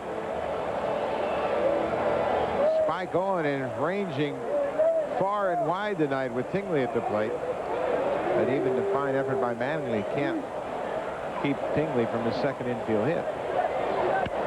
Luis Polonia with the bunt. Gallego bare hands it. A beautiful play by the third baseman. The sacrifice is good, though. 5-3 on the putout as Tingley gets down to second. Excellent bunt by Polonia. He puts it right down the third base line. Gallego was in short. He was expecting the bunt. Polonia's thrown out, but he moves the runner into second base. So the tying run is in scoring position now for a 300 hitter at the plate, Chad Curtis. Curtis with a double scored the only run for the Angels in the contest back in the 4th inning, and also was caught looking at a strikeout victim, Jimmy Keys.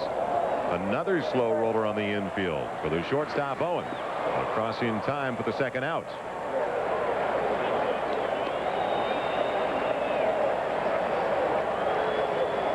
So now it brings up the leading candidate for Rookie of the Year, Tim Salmon, the Angels right fielder. Let's look at a scouting report on Tim Salmon. Inside half so far, he's shown everybody in the league that that's where his strength is. So now you've got to try down and away with the sinker ball.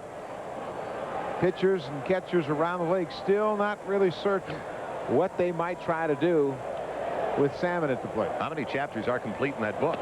It's still being written. That's loading right. away for ball 1.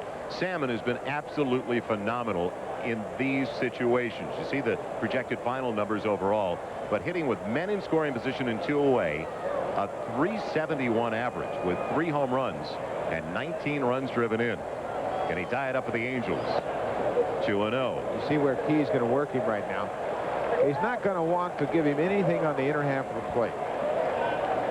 Salmon has shown Key and the Yankees that he can handle that pitch. He homered last night in the ball game on a ball on the inner half of the plate. So here with 2 outs, you're going to try to work on the inexperience of Tim Salmon and see if you can get him go fishing after that sinker ball.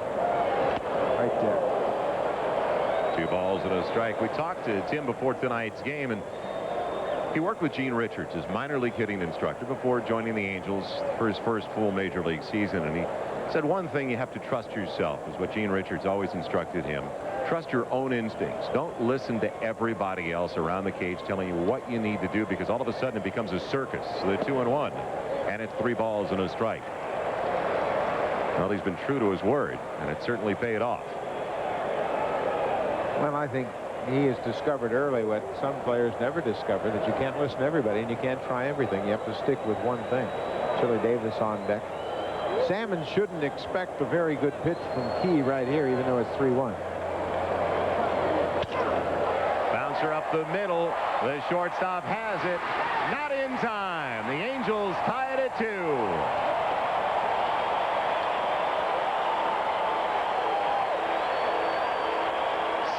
does it again with a man in scoring position and 2 away. Well, there's another page in that book just filled up. He goes down and gets that sinker ball, takes it right back up the middle. It doesn't get out of the infield, but Spike Owen spins and fires, and it's late to first. 2 infield hits in the inning lead to an Angel run, and look at Spike Owen has gone behind the bag a second time this inning, but can't throw out Tim Salmon.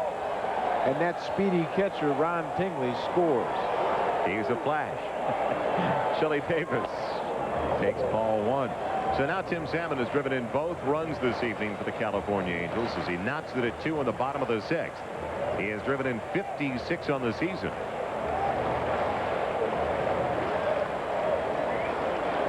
Chili Davis 0 for 2 tonight. Fly it out to the left fielder. Also caught looking. As Jimmy Key has 5 strikeouts so far. And a busy inning for Spike Owen in the short way of the force play. For the Angels, and Salmon get the equalizer on the infield RBI single. And after 6, it's even at 2. We head to the 7th inning in Southern California. The marquee pitching matchup turning out to be exactly that. Jimmy Key and Mark Langston. It took Langston a while to zero in with the control. He struggled, gave up a run in the first inning. Jimmy Key from the outset has been pretty good, but the infield's hits have cost him tonight. 3 infield hits and an infield hit by Tim Salmon right there drove in the tying run. 2-2. Good pitchers duel. 2 pitchers headed the All-Star game. Mark Langston throwing a high total of pitches compared to Jimmy Key so far this evening.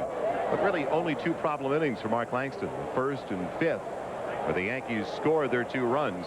Our statistician Dennis Mnuchin fills me in. 99 pitches thus far for Mark Langston. And a scorcher up the middle. It's been that kind of night for the hitters. They have not really had that many clean shots. As it's a leadoff single for Pat Kelly. So often when you talk about the way Jim Abbott pitches, the lefty for the New York Yankees, he saws off so many bats, and that's what we've seen tonight. Not too many good looks from the hitters against these 2 lefties.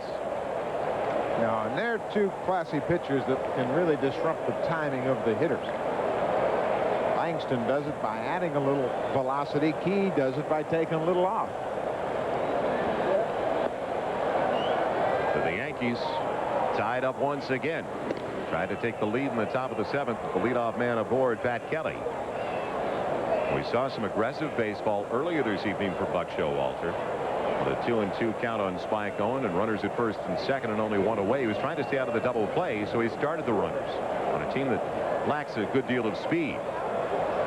We'll see if he does something like that early in this top of the 7th. Will pop up into shallow right. Salmon moving in. He has had the last 4 outs now for Mark Langston. Pretty good indication that Langston is maintaining that good velocity. The hitters are late, hitting a lot of weak fly balls to right field. So Langston took a little while to really get everything together here tonight. First inning, he struggled with his control. Velocity wasn't really there yet, and he didn't have good command of his curveball. But since then, he's had everything working for him.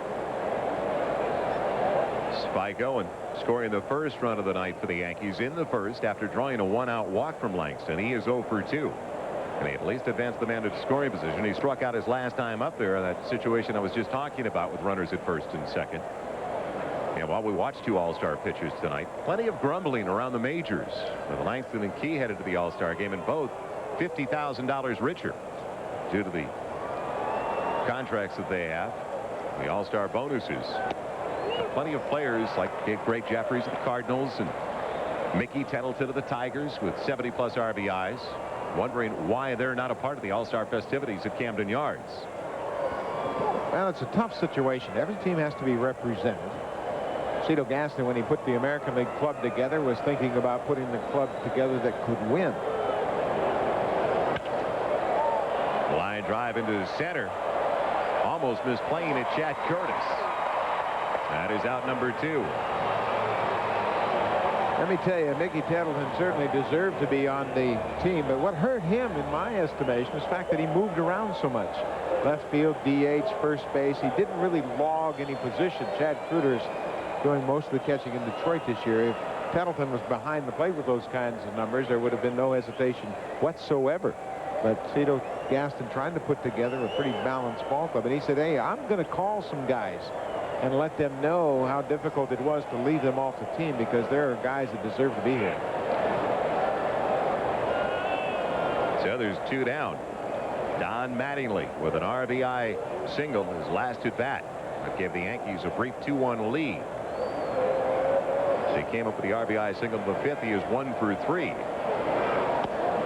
And it's low and away, ball 1. That RBI he picked up came on a curveball that Langston left about thigh high. Mattingly drove it through the right side of the infield.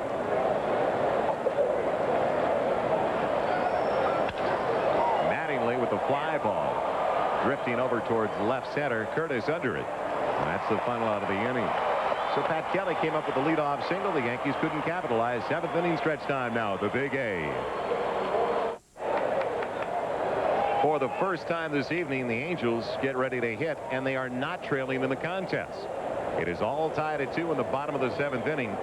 Uncharted territory for the California Angels, the way they've been the cardiac kids here. They have won 3 in a row, and they've won all 3 in their last at-bats. Jimmy Key cruising along. He's held the Angels to 2 runs on 5 hits. Talk about tough luck. The 6th inning for Key, the ball didn't leave the infield.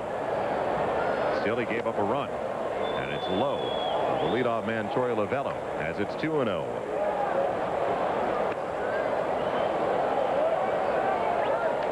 Torey Lovullo struggling at the plate recently. He's 0 for 2 so far tonight.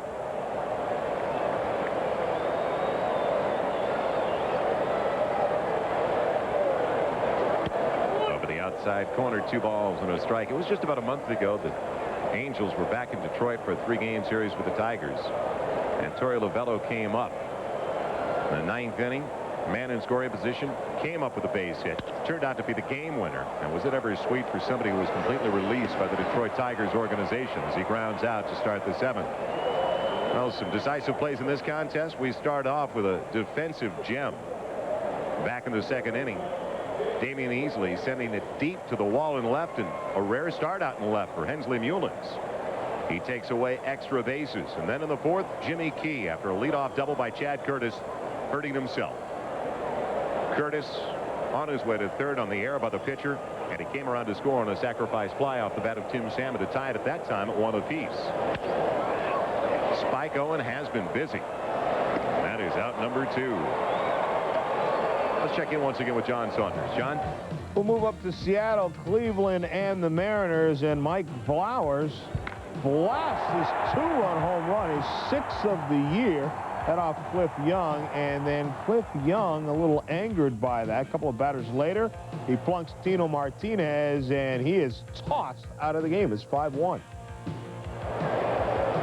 Seems to be contagious this evening. Jimmy Key didn't want to stay out there very long in the bottom of the 7th. He only needed about 6 pitches. And the Angels are gone. After 7, it's still tied at 2.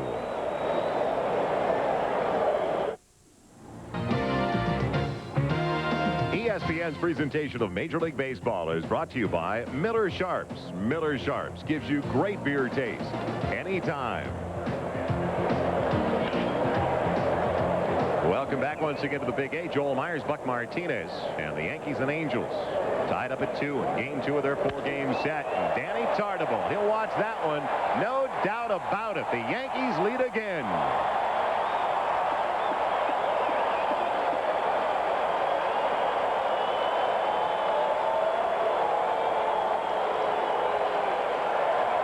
The second in as many nights for Tartabull. His 14th on the season. It's 3-2 New York.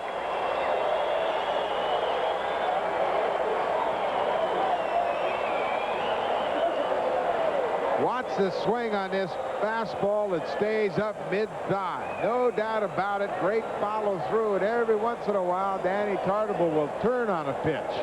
He knows it's gone. Well back in the bullpen in left field. Mike Stanley with a breaking ball for strike 1. Cardinals failed to capitalize on that Philly loss to the Giants. All the highlights from all the games around the majors coming up on SportsCenter right after baseball on ESPN. on a strike to the former Florida Gator Mike Stanley. But Danny Tartabull, has he ever been hot over the last 3-4 weeks? Well, it takes a while when you come off the disabled list to regain your timing. And now it's just about time. He'll be sad to see the All-Star break come up next week. Stanley rolls it foul. It's a ball and 2 strikes. Langston showing signs of some mid-season fatigue lately. Buck Rogers is going to hold him back. He'll be the 5th starter after the All-Star break, just to give him an extra couple of days of rest.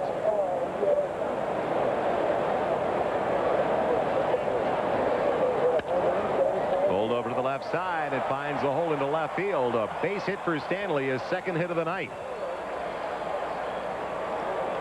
More golf is coming your way on ESPN this weekend. It's the Anheuser-Busch Classic from the Kingsmill Golf Club in Williamsburg, Virginia. David Peoples won it last year. It all begins at 1:30 Eastern time tomorrow, and then Sunday, the final round coverage at 2:30 Eastern. Curtis Strange playing well on his home course. David Peoples, though, the defending champion, trying to win back-to-back titles in that tournament for the first time since '83. Jim Leyritz. Ball 1. The DH for the Yankees 0 for 3 tonight. Flied out a couple of times to the right fielder, also struck out.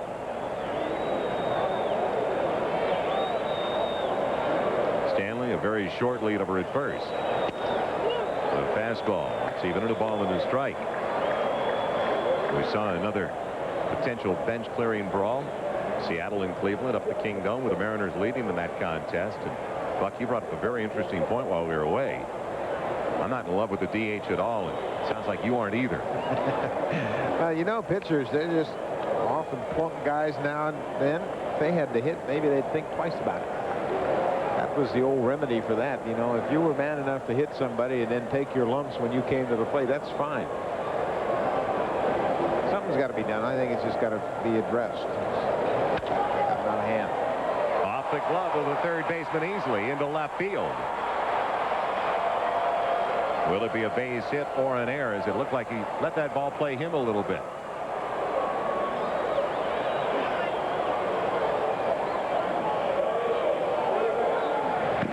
Left-handers Ken Patterson behind that awning, and the right-hander Gene Nelson starting to throw.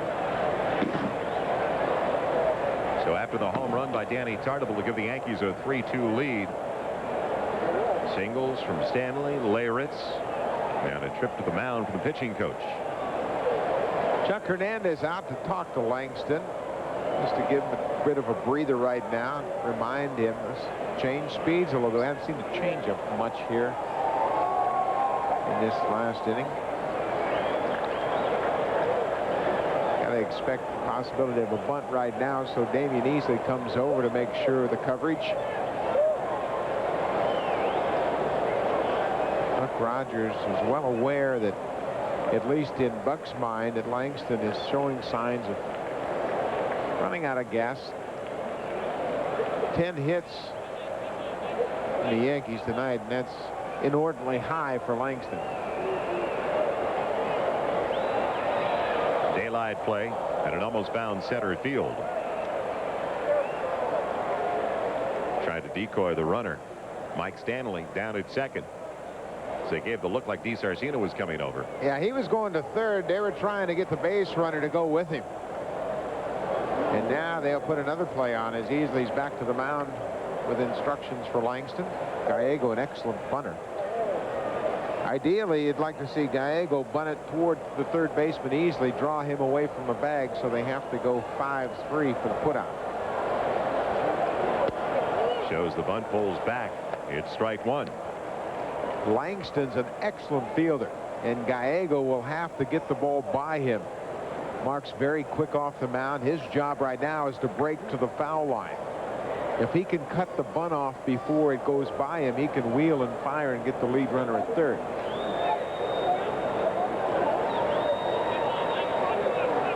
Yankees on top by one, looking for more. All in the confusion here is because Easley has been playing a lot more second base this year. Now at third base, he's got different defensive responsibilities. We talked about Gruber. He's on a disabled list. Rene Gonzalez played a lot of third base early, but right now Damian Easley has been the semi-regular third baseman since coming off the DL. The rotation play, and Gallego swinging away, pops it foul over to the right side. Will Snow get there? Off his glove. Well, he had to contend with the tarp. Well, what a good effort by J.T. Snow. Well aware that he was going to have a collision with that tarp that's rolled up along the wall. Look at the concentration. Wants to take advantage of this foul pop-up and pick up an out. He actually gets a glove on it, but it can't close the glove.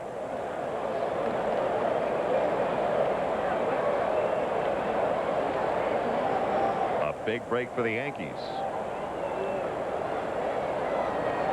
They took the bunt off. And now it's 0-2, but still a life for Mike Gallego, the longtime former Oakland A. Back at home, where he played his college ball for the UCLA Bruins in Southern California. Shoots it foul, and it remains 0-2.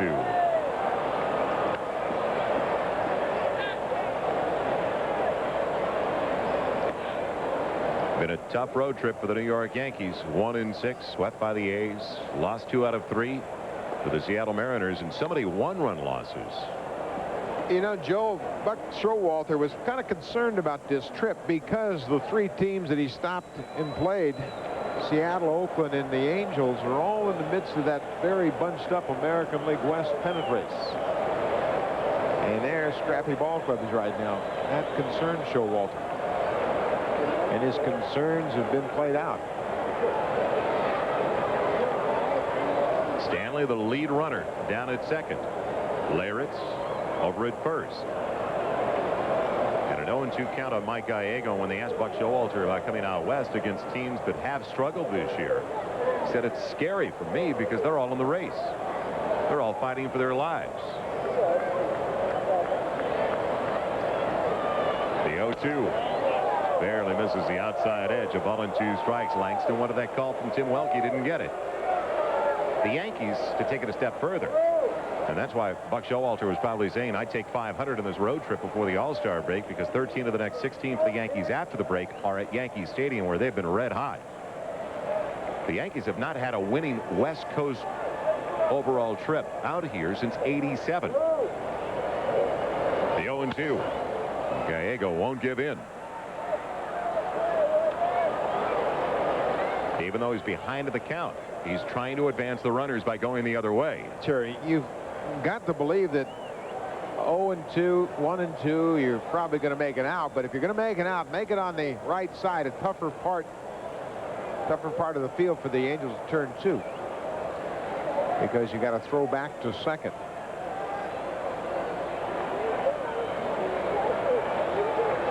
The 0-2. Slow roller for Easley. He'll get the force play. The throw across in time for the double play.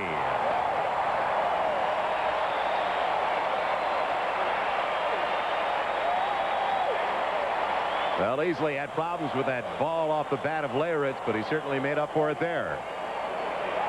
Well, what a good effort by Easley. Look how quickly he goes to the bag and actually sets up for the throw before he makes contact. Pushes off the third base bag, and look at J.T.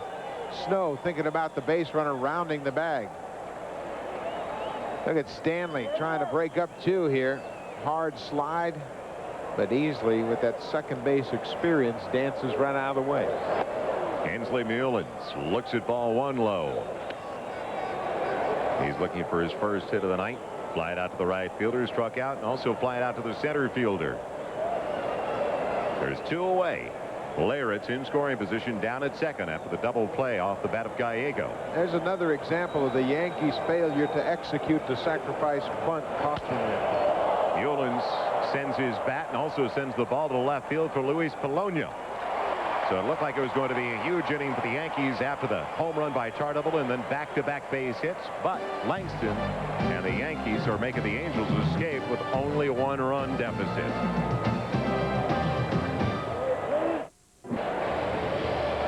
The Yankees now with a 1-run lead once again as we move to the bottom of the 8th inning. And can they capitalize? Can they hang on and take advantage of another Toronto Blue Jay loss? Blue Jays now dropped 8 of their last 9. Yankees can make it a 1-game deficit in the standings if they hang on to the 3-2 lead. The Angels, on the other hand, well, Chicago lost. They were hammered by the Baltimore Orioles earlier this evening. So can the Angels battle back for the 4th straight time? And it will also be their 4th win in a row for the first time, putting together a 4-game winning streak since late May. Gary DiSarcina takes strike 1 from Jimmy Key. Key looking for his 11th win of the year. He came in at 10-2. Opponents only hitting .226 off the left-hander so far this season. He's only given up 2 runs on 5 hits.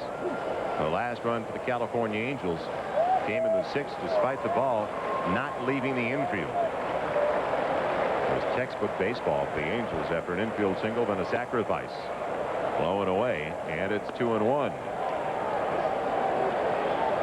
You have to like the nucleus for Buck Rogers and the California Angels with players like DiSarcina, Easley, Curtis, and Salmon in the outfield. JT Snover at first base. It's off the edge of the bat foul, and it's 2-2. Now can they get pitchers to complement Finley and Langston? Sanderson has slowed down considerably. Springer has not been the 5th starter so far the way they had hoped, and Hilly Hathaway has been bothered by a blister on his finger. He had to leave last night after 2+ innings. They lost Julio Valera to surgery. Joe Gray, their closer, is getting close to joining the start again. Jimmy Key fields it well. And that's the first out here in the 8th. We've seen a couple of nice plays from the pitcher tonight defensively. Joe, when you're a sinker ball pitcher and you get a lot of ground balls, you better be a good fielder. You've got to become an extra infielder. And look at the reaction. Key has a good fielding position, puts a glove on it, and goes to his knee to make sure he comes up with it.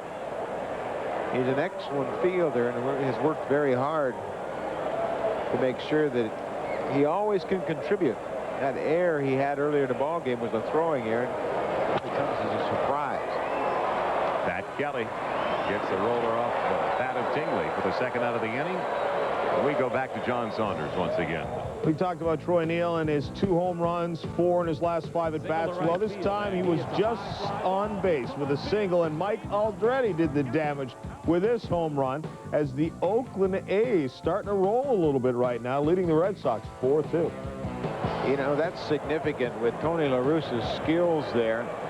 Mark McGwire's expected back about the 1st of August. And that division, the American League West, is really up for grabs. I was talking to Dave Campbell last Friday night when we did the Yankees and the A's, and I felt like the biggest mistake the rest of the West probably accomplished so far in this first half of the season was letting Tony La Russa and the Oakland A's hang around. I was talking to Hal McRae, and he said, you know, we'll be okay if we can pick up a pitcher, maybe a relief pitcher, a starter, and maybe an extra hitter. I said, what happens if you don't get one of those 3 things? He says, well, I'll have to be smart. I'll just have to be a real tough manager. I'll have to be the smartest manager in the division that's not a lawyer. Everybody's thinking about La Russa. The 0-2. Bologna pulls it for Don Mattingly. And that is 7 in a row retired by left-hander Jimmy Key on his way to the All-Star game. We're through 8, and the Yankees still lead by 1.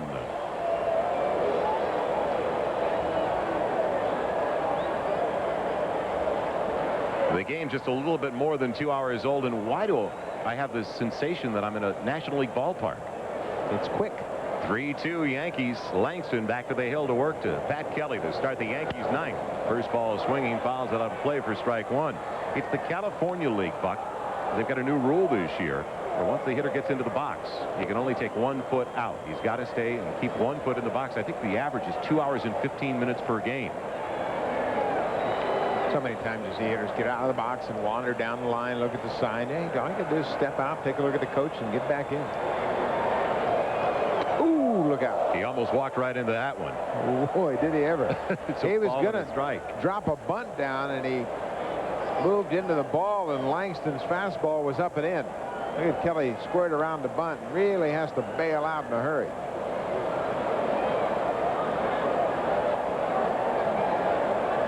The 1-1.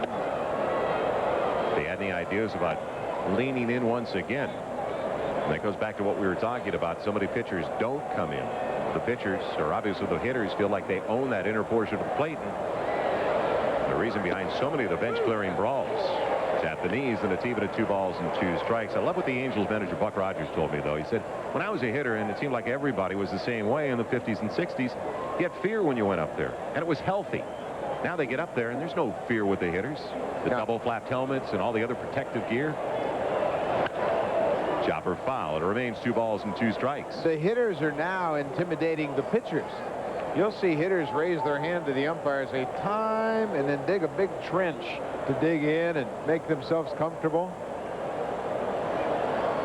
That's Langston's pretty effective outing. They always talk about Bob Gibson. Hitters would just tiptoe into the batter's box. 2-2 to Kelly. Looper into center field. It'll drop in front of Chad Curtis, and Pat Kelly has his 3rd hit of the night. He is up close to 270 now, as he's 3 for 4 this evening.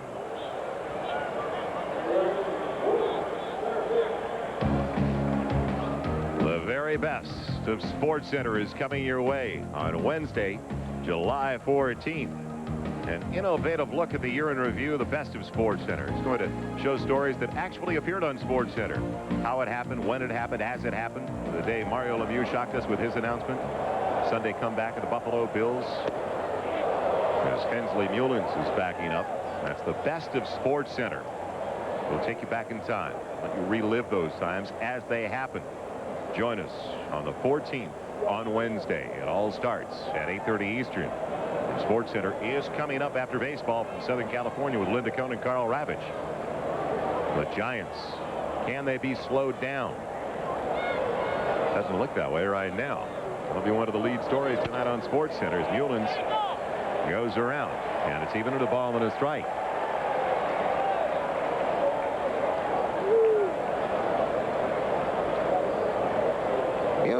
Williams tried to lay off that high fastball. You can see his bat went way around.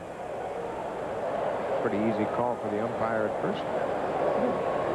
Mullins does not have a sacrifice so far this season. Or check that. Williams does not have one. So he tries to put the bunt down.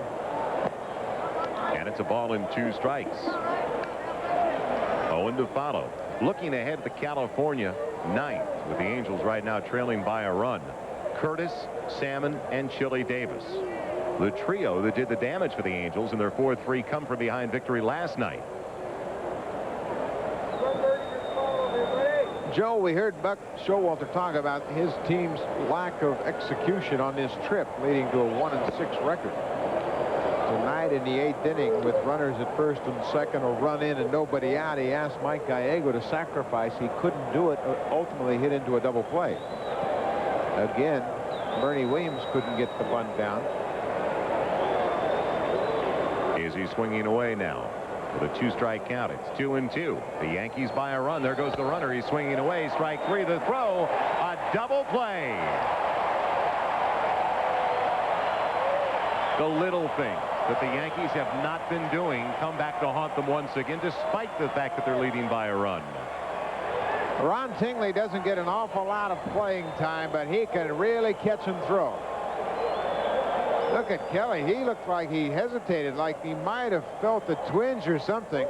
Watch him slow down right here. And then all of a sudden say, oh, I better get going. The hesitation cost him an out. Brings up Spike Owen, and it's strike 1. He looked back to see if the ball was put into play, and for some reason really stopped. Well, he did, and that's what Showalter's been concerned about with this ball club, the failure to execute the little things to continue to drive towards second on that stolen base attempt. Mark Langston now over 130 pitches thrown so far this evening. Showalter had a lengthy meeting before this game. In fact, it was so long the Yankees were late taking batting practice. Trying to sort out some things.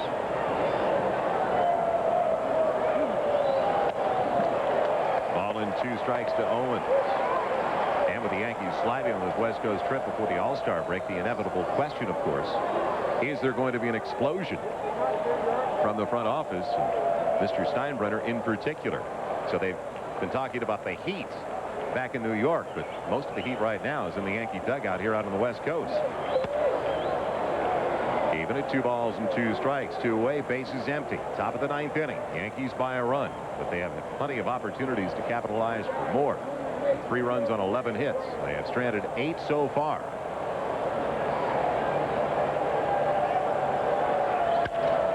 Owen going into the gap in right center. It's cut off by Salmon. Spike trying to turn it into 2. The throw in time.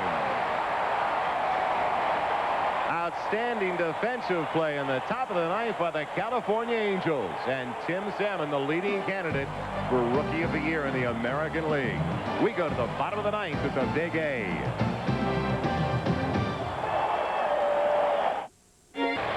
Catch-up time once again to the bottom of the 9th for the California Angels. They've done it in the last 3 games, and we asked Tim Salmon what these come from behind victories have meant to the young squad. It definitely builds our confidence. I think going out there the way we've done it in the last few games is against their stoppers, and especially I think Jeff Russell, who just has tremendous stuff. And then, you know, last night with Farr, I mean, it definitely builds our confidence knowing that, hey, you know, we can be down, and we're going to play until, you know, we make those 3 outs in the 9th inning. And lately we haven't had to make 3 outs in the 9th inning, so it's been a, you know, confidence builder. Curtis, Salmon, and Davis up here in the 9th. The 1-0 count to the leadoff man, and Chad takes it over the outside edge. Tough call. It's even a ball and a strike. Buck Rogers, little encouragement to Tim Wilkie, saying don't give up on that pitch now. That sinker ball is going out of the strike zone right at the end. The 1-1. The 1 hopper for Mike Gallego. And there's the first out of the 9th.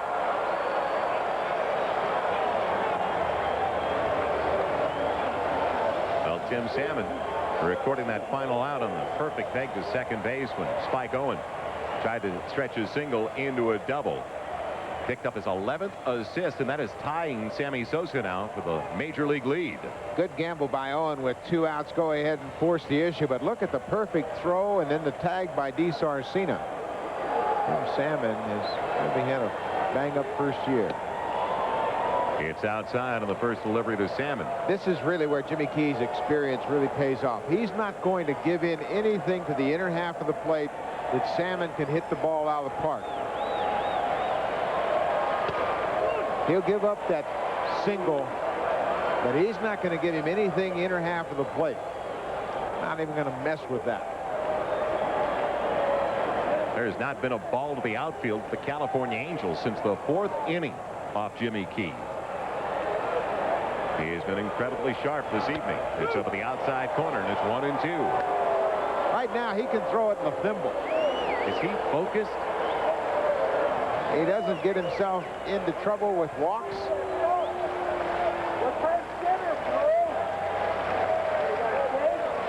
1-2 count to Salmon. And he is punched out. The first strikeout in some time for Jimmy Key since the 5th inning. His 6th overall. This is a changeup. Look at the location. Great arm action. And look at Salmon's reaction. He thought it was low and away. 6 strikeouts, Buck, and 5 of the 6 caught looking. So the Angels down to their final outs. Their leader and runs batted in, Chili Davis at the plate. He's 0 for 3 so far this evening. Goes after the first one. It's out of play for strike 1.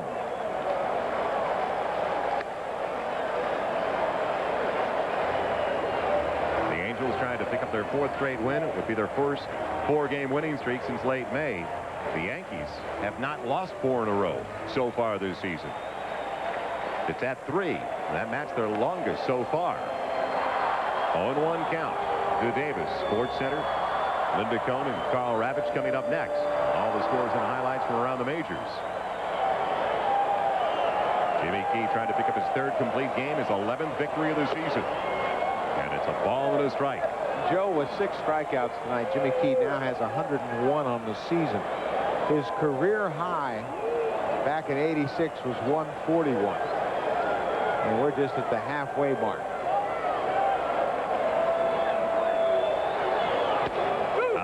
corner again, 1-2. Looks like the Jimmy Key of 1987 as we see Tim Salmon, the disappointment in the Angel dugout.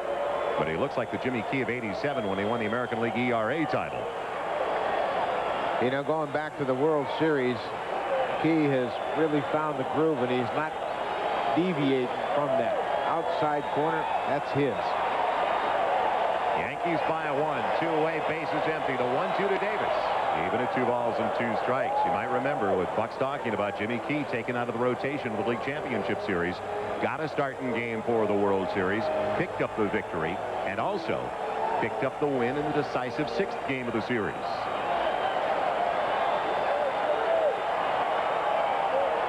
The 2-2 to Davis. Took something off that one, and it's a full count. Key thought he had that one. He's been getting the call all night long. Mark Langston didn't get those similar calls.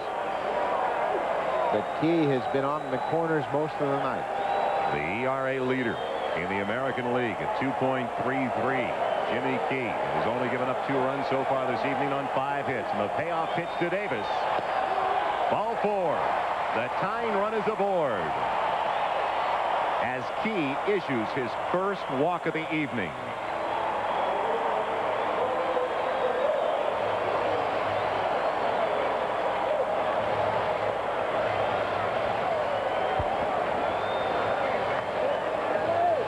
Let's take a look at ball 4. That ball definitely outside. Billy Davis discards his bat as if to say to Tim Wilkie, that other one was outside too. First walk of the night. There Jimmy Key puts the tying run on base. Rod Correa, the pinch runner for Chili Davis, over at first now. Torey Lovullo 0 for 3. Has not been able to get the ball out of the infield. Popped out the first baseman, grounded out the shortstop, and also struck out. The first is wide again for ball 1. Correa hasn't seen Jimmy Key's move at all as a base runner. So he's going to make sure that he doesn't drift too far off the bag.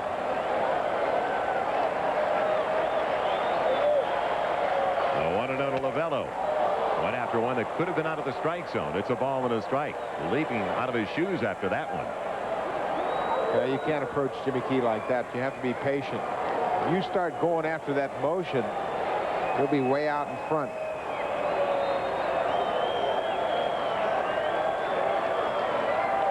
The 1-1.